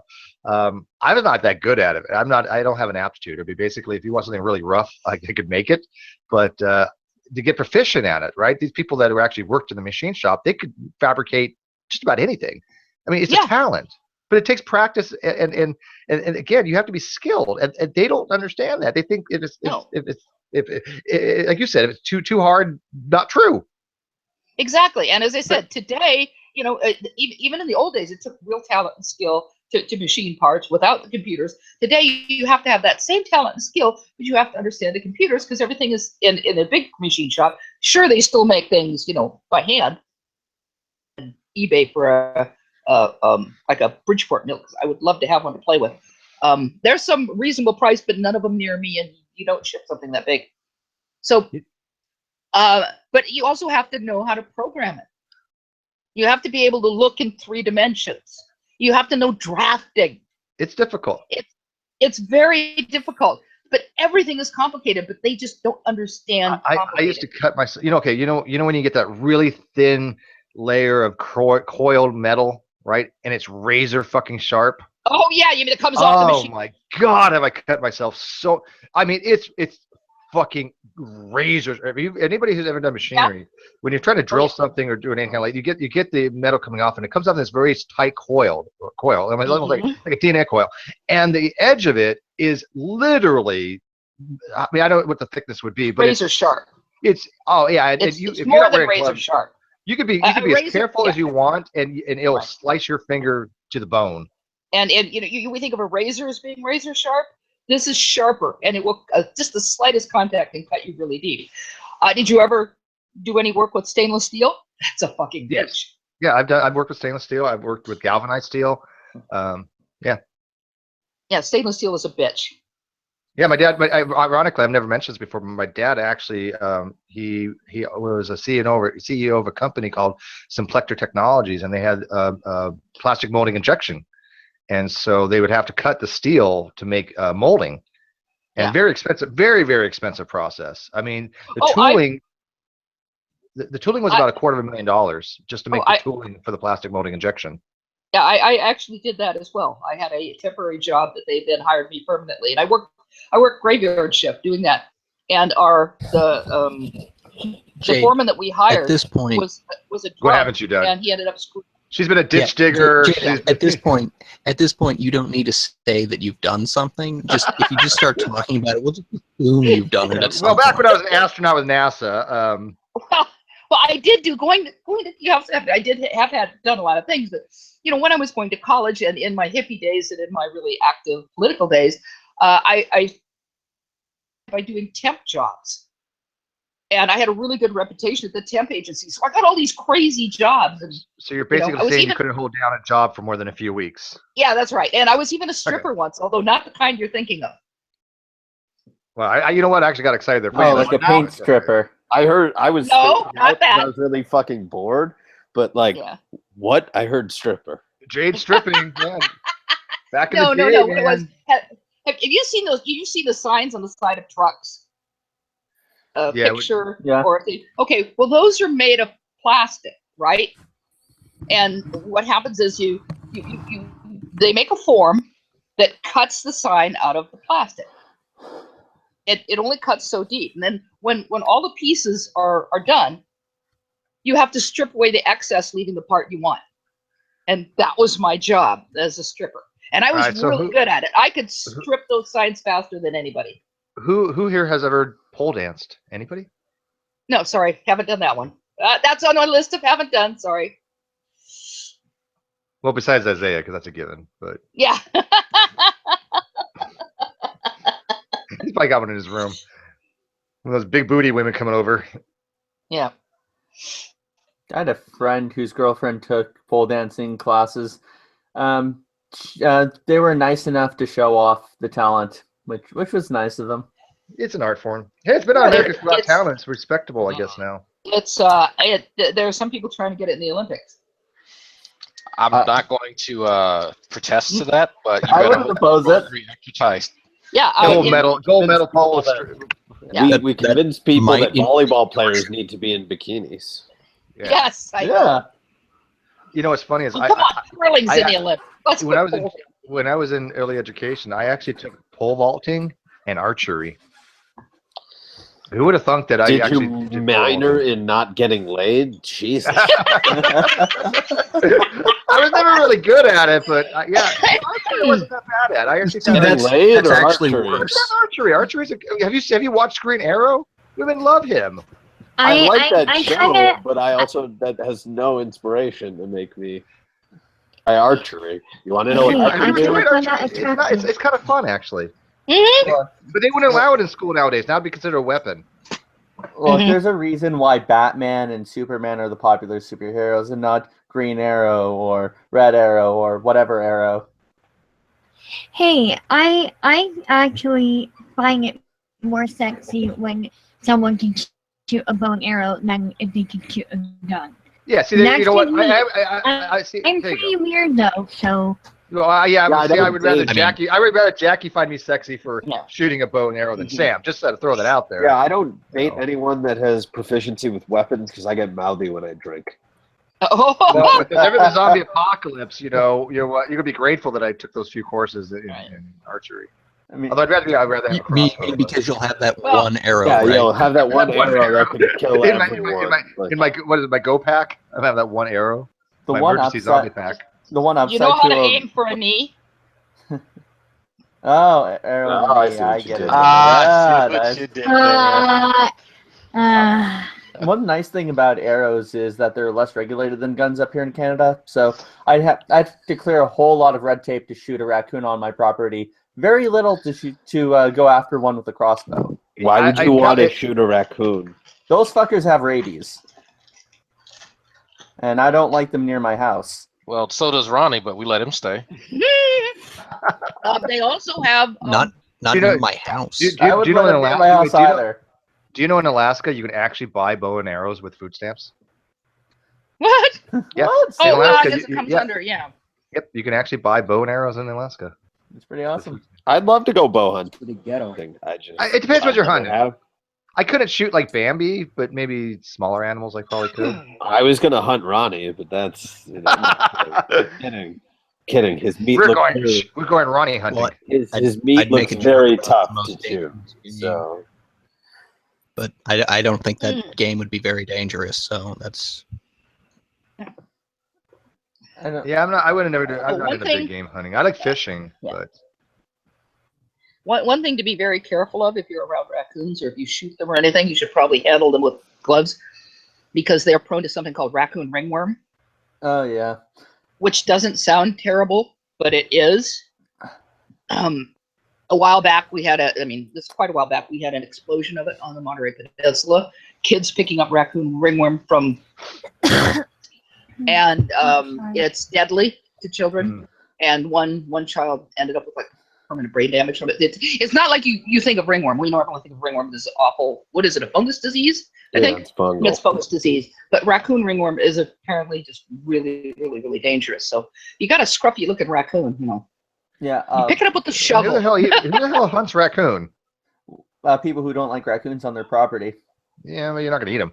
I mean, I would hunt if I was literally living off the land, like after the zombie apocalypse, when I'd go hunt, elk or deer or bear or whatever. Yeah, I would do it. I would skin it in the whole 9 yards. But I don't need to now, and so I don't mind people hunting. I'm not against it. My roommate's a big hunter, but I couldn't do it. I couldn't shoot a deer. I'd eat it. I love venison. Don't get me wrong, especially venison jerky. But I find hunting to be pretty deplorable unless you're like out in the wilderness and you like need to hunt for resources. well, that's what I'm saying. well, Yeah. you, like- where else, you But, don't like, usually for- hunt in the middle of the for- city. I actually. Yeah, but for like I would- sport, Oh, like sport hunting, I find How am I pretty supposed to hunt for deplorable. black people if I don't hunt in the middle of the city, Christopher? Yeah, Oh no, Isaiah's urban. He's from Urbanville. Remember?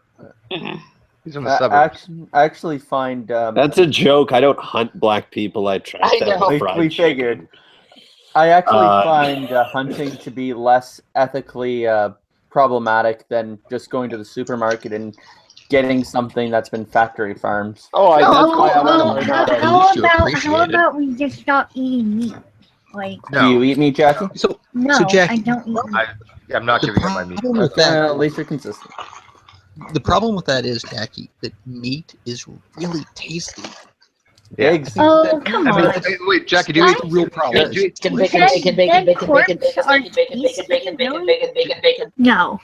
Jackie, are you vegan or vegetarian? Do you eat like dairy products, or would you eat like eggs or I'm fish? okay. Pescatarian. Okay, the problem is I'm only vegetarian right now, but I want to be vegan. And the only thing that's getting in the way is milk. I'm trying to find a good milk substitute. Well, don't get that almond milk because that's nasty. Yet. Okay, can But all my toiletries and makeup and everything, like everything is vegan and cruelty free in this house. Yeah, I can't give you my bacon. I just got some applewood bacon the other day. It's so good. Oh, I love bacon. Can I ask, do you eat eggs, Jackie? I mean, for eggs and something that I'm eating outside the house, I don't mind. Like, I'm not gonna be like going to restaurants or like going to other people's houses and saying like, "Ew, did I have egg in it?" or like whatnot. Like, if someone serves me something, I'm gonna eat it. It's more about me not buying or like contributing with my own money. Okay. Well, here's the thing I wanted to mention, because a lot of people don't quite understand eggs. If you raise chickens, I've raised poultry for years. If you raise chickens or any kind of poultry, they're going to lay eggs whether you want them to or not. You're going to go out there, there's going to be eggs every day. Oh my god, I want hens so badly. But what I was going to say is some people, the two reasons that people object to eggs, and I understand both of them. One is that the eggs are fertile and that they're going to grow into a little baby chick. Well, if there's no rooster around, if you just have hens, there's no baby chick. They're not fertile. So there's no problem eating eggs that aren't fertile. The other reason that people don't want to eat eggs is because of the conditions they're raised in. And I understand that. Buy eggs, I'm careful where I buy eggs. I've actually checked the websites of various different producers to see, what eggs I'm buying, because I do care about that. I've raised poultry. I like them. Yeah. But if you're raising poultry yourself, and Jackie, if you had like 2 chickens or 3 chickens, 3 hens, you'd be getting eggs every single day. You know what? Sometimes you even get 2 eggs from 1 chicken in a day. Oh, I know. I've done like a little bit of research into that. Not like crazy research, but I think one day I definitely want to be like more self-sustaining, like on my property, like being able to grow stuff and being able to raise hens. Like that's kind of life goals for me. Right. And one of the other things I wanted to mention, again, this is something a lot of people don't know, is that if you don't have room for regular chickens, get bantams. Because you're still going to get bantam chickens. B-A-N-T-A-M. They're little. They're little tiny guys. I've never even heard of those. Bantam. Okay. I'll try to get you and some of them are really, really super pretty. I mean, they're just all marvelous colors and things. Bantam chickens. And there's probably someone near where you live that raises bantams.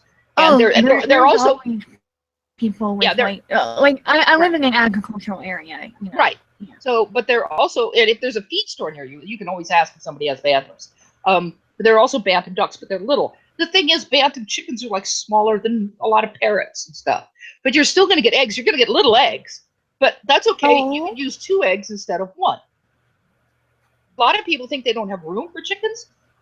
2 bantams make up no room whatsoever. Seriously, they're cute little guys. If you have a fair near you, you have a fair every, your county has a fair, I'm sure. Yeah, in San Bernardino County. Oh yeah, of course you have a fair. Go to the fair and check out the bantams, and you can get to know the people who raise them, and you can look at the kind of bantams. I'm gonna find you a link because there's a place called, I think it was at feathersite.com that has all this poultry, all these marvelous types. But that, I mean, you room at all. I mean, the issue is either room or money, because I know like feed is cheap and all that, but like it's an issue of we rent, we have landlords, and they're only okay with the cat, and I don't want like chickens or anything to get in the way of us being able to like move when we have to. You know what I mean? Like if I'm gonna have chickens, it's gonna be when we're settled down and like we're not really planning on moving for quite a few years. Right, but again, this is a case where you could talk to your landlords, because a lot of landlords will say, "Oh no, we're not going to allow chickens." And then you show them bantams, like, "Oh, they're so cute." they're also very win their hearts with the cuteness. Oh yeah, no kidding. And bantams are also very personable because they're they're basically, you know, artificial because we bred them down. So Yeah. they're really, really, you know, more like pets in a lot of ways. They have really good personalities and Question: for those of us who don't have qualms about eating them, are they tasty? yes, they are. Oh, no, you shouldn't eat them. Bantams are very, very, very Those tasty. Anyway, animals were put on Earth for me to eat. I'm sorry, Jackie. That's just No, no, they evolved to the beautiful Hey, if creatures that we they don't are. if we don't eat Whatever. them, they're gonna eat us. Exactly. We just gotta keep telling They're not ourselves. big sized anymore. They're little birds. They're not giant dinosaurs anymore. Come on. The way I see it is, I've seen very few healthy vegetarians or vegans. That's the way that I put it. Really? No. Unless they're dippy white girls that take yoga, then they're very good. Okay, I gotta go, but animals, puppies. Those are also Okay, the type of goodbye. girls that'll say like, "Oh, is steak vegetarian?" Because they're really stupid, and that's why they think yoga is a valid way to work out. Wait, it's not? Yoga is a good accessory to a workout, but a workout itself, I don't really think so, unless you're in bad shape. My mom does the yoga thing as a form of exercise. What would you suggest as a replacement for that? Honestly, I think, especially given I'm guessing your mom's relative age, is strength training. Ah, gotcha. Because it increases the tensile strength of tendons and it adds bone density. And also hormonally, it's like hormonally might even be the best benefit of strength training. Oh, I'm sorry, when you get to my age, and when you bend down to pick something up, you make a noise. That is when yoga becomes a workout. And the thing is that it's, at the very least, it's probably better than nothing, right? And that's what a lot of people do. So that's true. I also have like a huge, also I'm a bit of, how do you say, a little bit of a savage about working out. So. Right, but I mean, for a lot of people, like I'm really afraid that if somebody is doing yoga, right, and they say, well, what should I do instead? And you say something, and then they do that for 2 weeks, and then they give it up, and they don't pick the yoga back up either, right? And so now they're doing nothing when they had been doing something, and I like to avoid things like that, I think there are people who are like that, but not too many. How many Americans have you met? It seems like most people are like that. Well, most people just don't work out at all, and they try something for 2 weeks, and then they stop. I don't know. I don't have many personal friends that don't work out.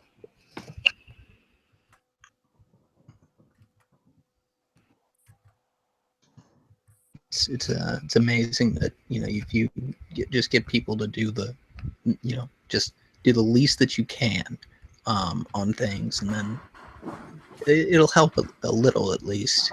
Oh it's yeah, better than what you're doing. Doing more than nothing is better than nothing always.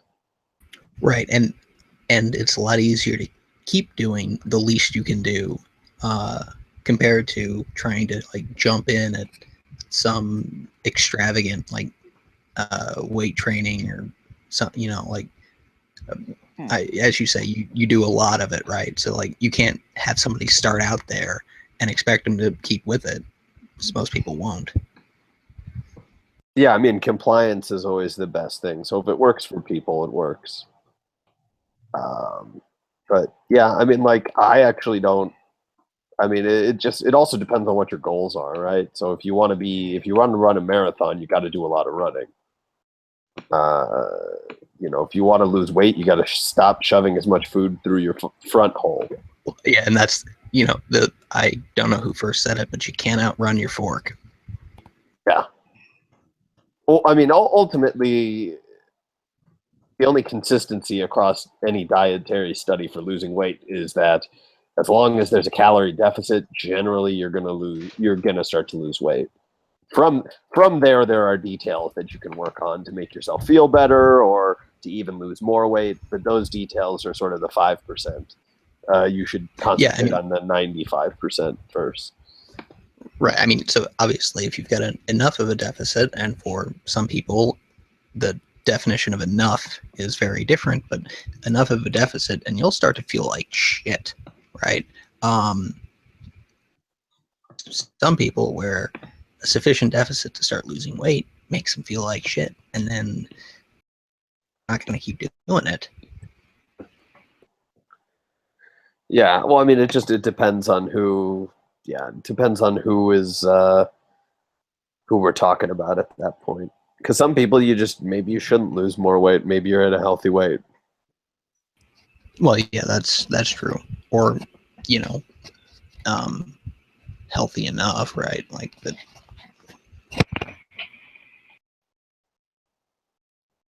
But it's all contextual. Who knows? It's all about the individual on some fundamental level. Not that many universal principles. Well, it's interesting you're mentioning this because I've had trouble, losing weight because of my arthritis, which means I'm limited. My knees are really bad, which means I'm limited in what I can do. And one day I got this really bright idea, and I got a wheelchair. Not to get around in, but to race in. Now, I'm not there yet, but unfortunately, I have a driveway all around my property, so I can just tear around the driveway because I'm trying to build up muscles in my arms. Because I watch people do things like 5Ks and stuff like that, and I can't do that. I can't drop out? Did she drop out right when she said the thing she got for anybody else? No, I couldn't. Can you hear me now? No, I heard her fine. Oh, okay. Yeah. Yeah, I heard everything else you said, but what I heard was I got the bright idea, and then there was a gap. Ah. Right. Like right when you said it. Okay. Well, my bright idea was I got a wheelchair. Ah. Okay. And so what I've been doing is I've been practicing with it, building up my muscles, because I see people do things like 5Ks. There's no way in hell I could do something like that, given my knees. Even walking one would be difficult, especially if I stepped wrong then with my knee. So I got this wheelchair, and I thought, that's what I'm going to do. I'm going to work up the muscle, and that's what I'm working on now, so I can get some, it's still aerobic exercise. It's maybe not using my legs, but I'm really excited to eventually maybe I'll probably start with something smaller, like a 3K. And I can actually do it because I will do stuff and I can't do it. So sometimes you just have to figure out a way to do it.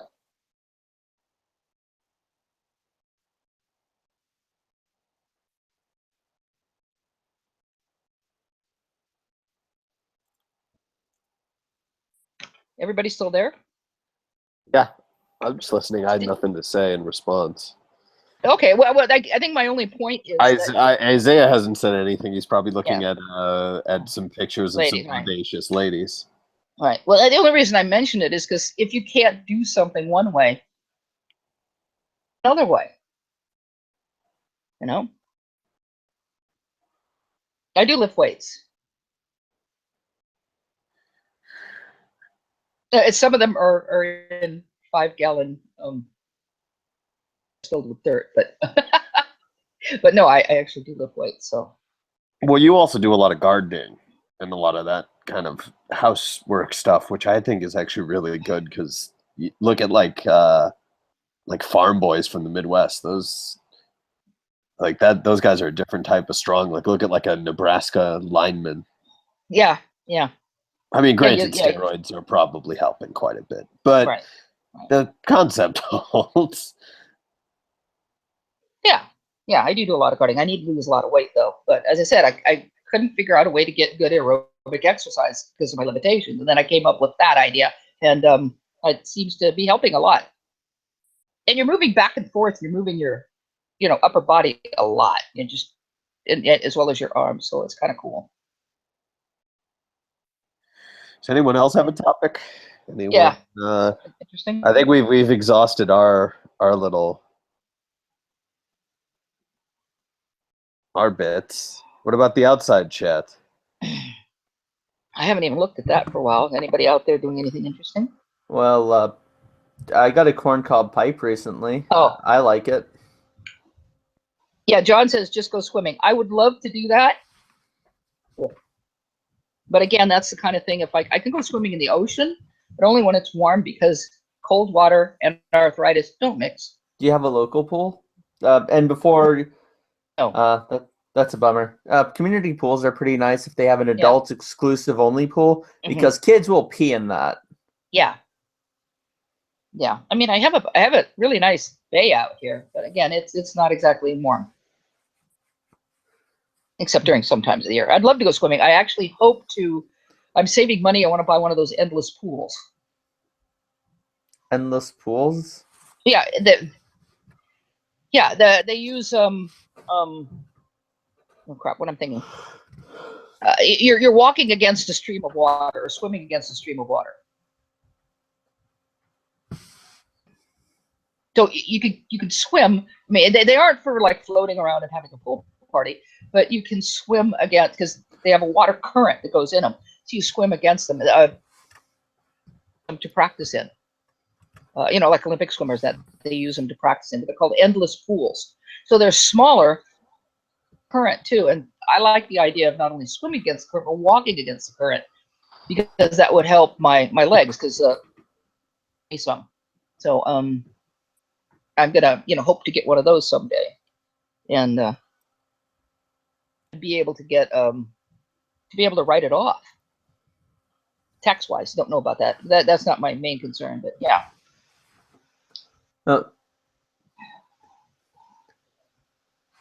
What's the topic? Correct Wayne on his problem with evolution. What is Wayne's problem with evolution? I don't know what Wayne's problem with evolution is. I think he was trying to say that evolution is goal oriented, which I don't really think there's anything. Unless you're Lamarckian about it. Well, no, I think he means it's goal oriented in the case in a theistic sense. Well, I mean, which is a different kind of argument. Yeah, that's more of a philosophical argument. Right. I don't. Not only that, but even if there was a God who has goals for evolution, the mechanisms themselves still would not be goal oriented. Right. They would only be goal oriented in relation to the God's ultimate wants or aims. They wouldn't be goal oriented in their work relative to the environments. Right, and as I've often said that from my point of view, it's the soul that's important. God is concerned. The body that the soul is in isn't important. And maybe if the comet hadn't wiped out all the dinosaurs, something like a Troodon would have evolved into an intelligent reptile or an intelligent bird. Birds are pretty smart. Ever watched the Super Mario Brothers movie, that horrible one from the 1980s? Well, I would advise anyone not to, but it's actually kind of interesting.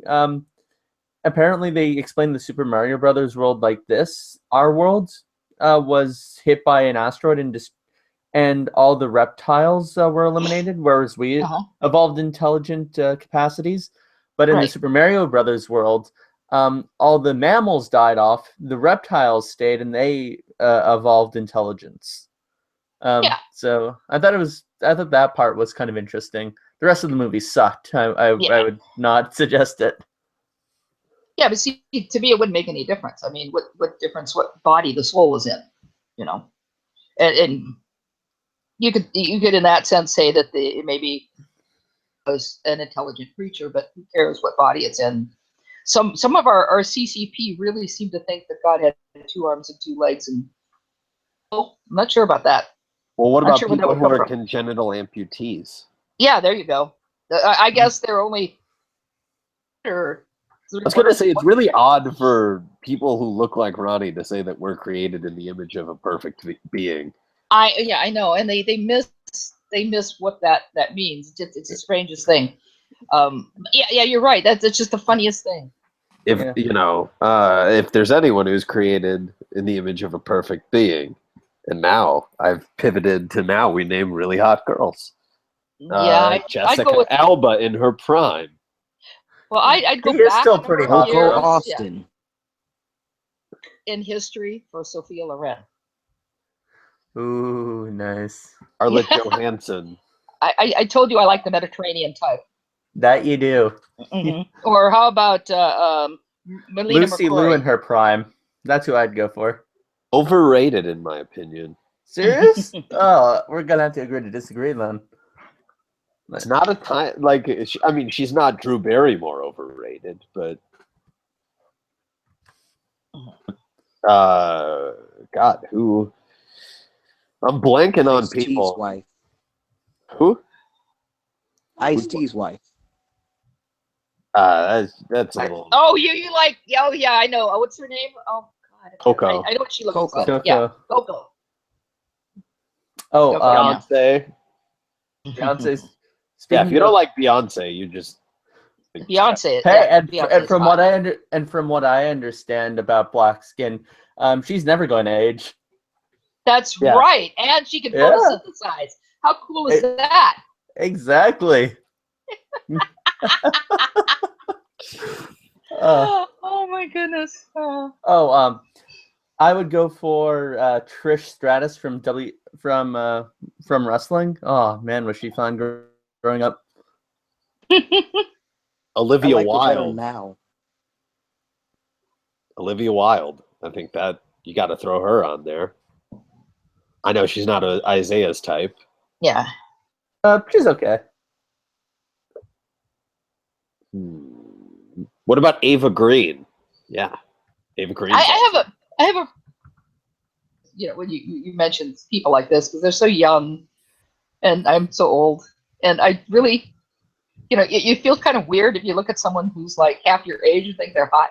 It just sort of odd. Do you think it's weird for you? Half my age is 13. Well, at least half my age is 33. Hey, in your religion, that's an adult, so you're good. Kate Upton. Kate Upton, pretty good pick. Yeah. I have to admit, sometimes I look at some of these younger women who were really hot, and I keep thinking, "Wow, she's going to be really something in 30 years." I'm attracted to women my age, more or less, you know. So I think Shakira. How could I forget Shakira? Oh man, those hips. Or a prime J Lo. Yeah. In her prime, Jennifer Oh, in her. LeBlanc. Okay, in her prime, sure. Rihanna. Yes. Oh, did you ever see the music video with both Shakira and Rihanna in it? And No, I would have remembered having that type of an erection.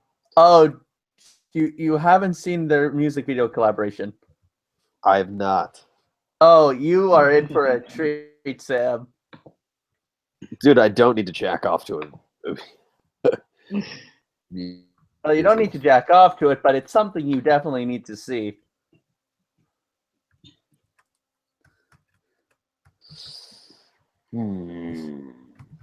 Here, watch it and enjoy. Just follow the link. Save it for later, one or the other. Well, what was it? If you've seen the She-Wolf music video. This music video is better than the She-Wolf music video. That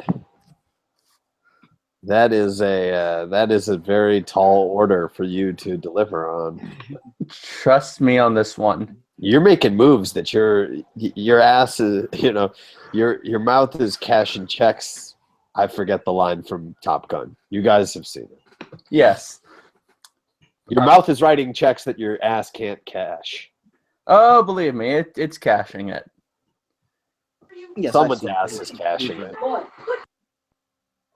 So She-Wolf wasn't even that sexual. I mean, I'm Addicted to You was far more sexual than She-Wolf, but this is a much better music video, all in all, trust me.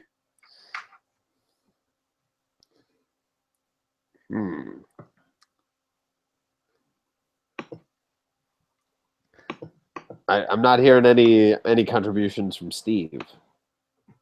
Oh, Steve went away a while ago.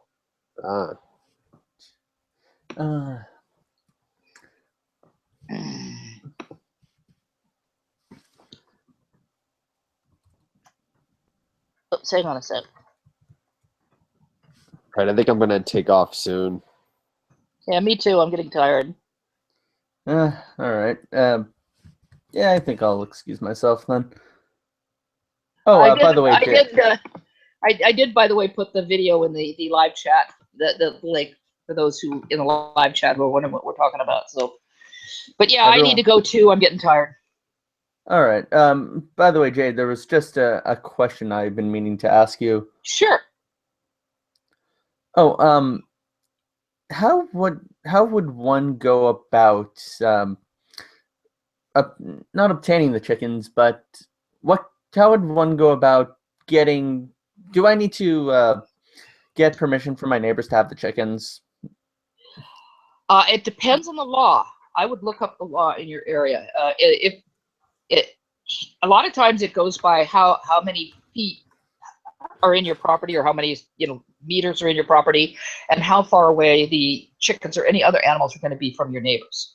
From not just from the neighbors, but from their habitation, from their house. For example, when I was in Orange County, I had a goat, and I was able to have the goat because it was 75 feet away from all of my neighbors' houses, not from their property, but from their houses.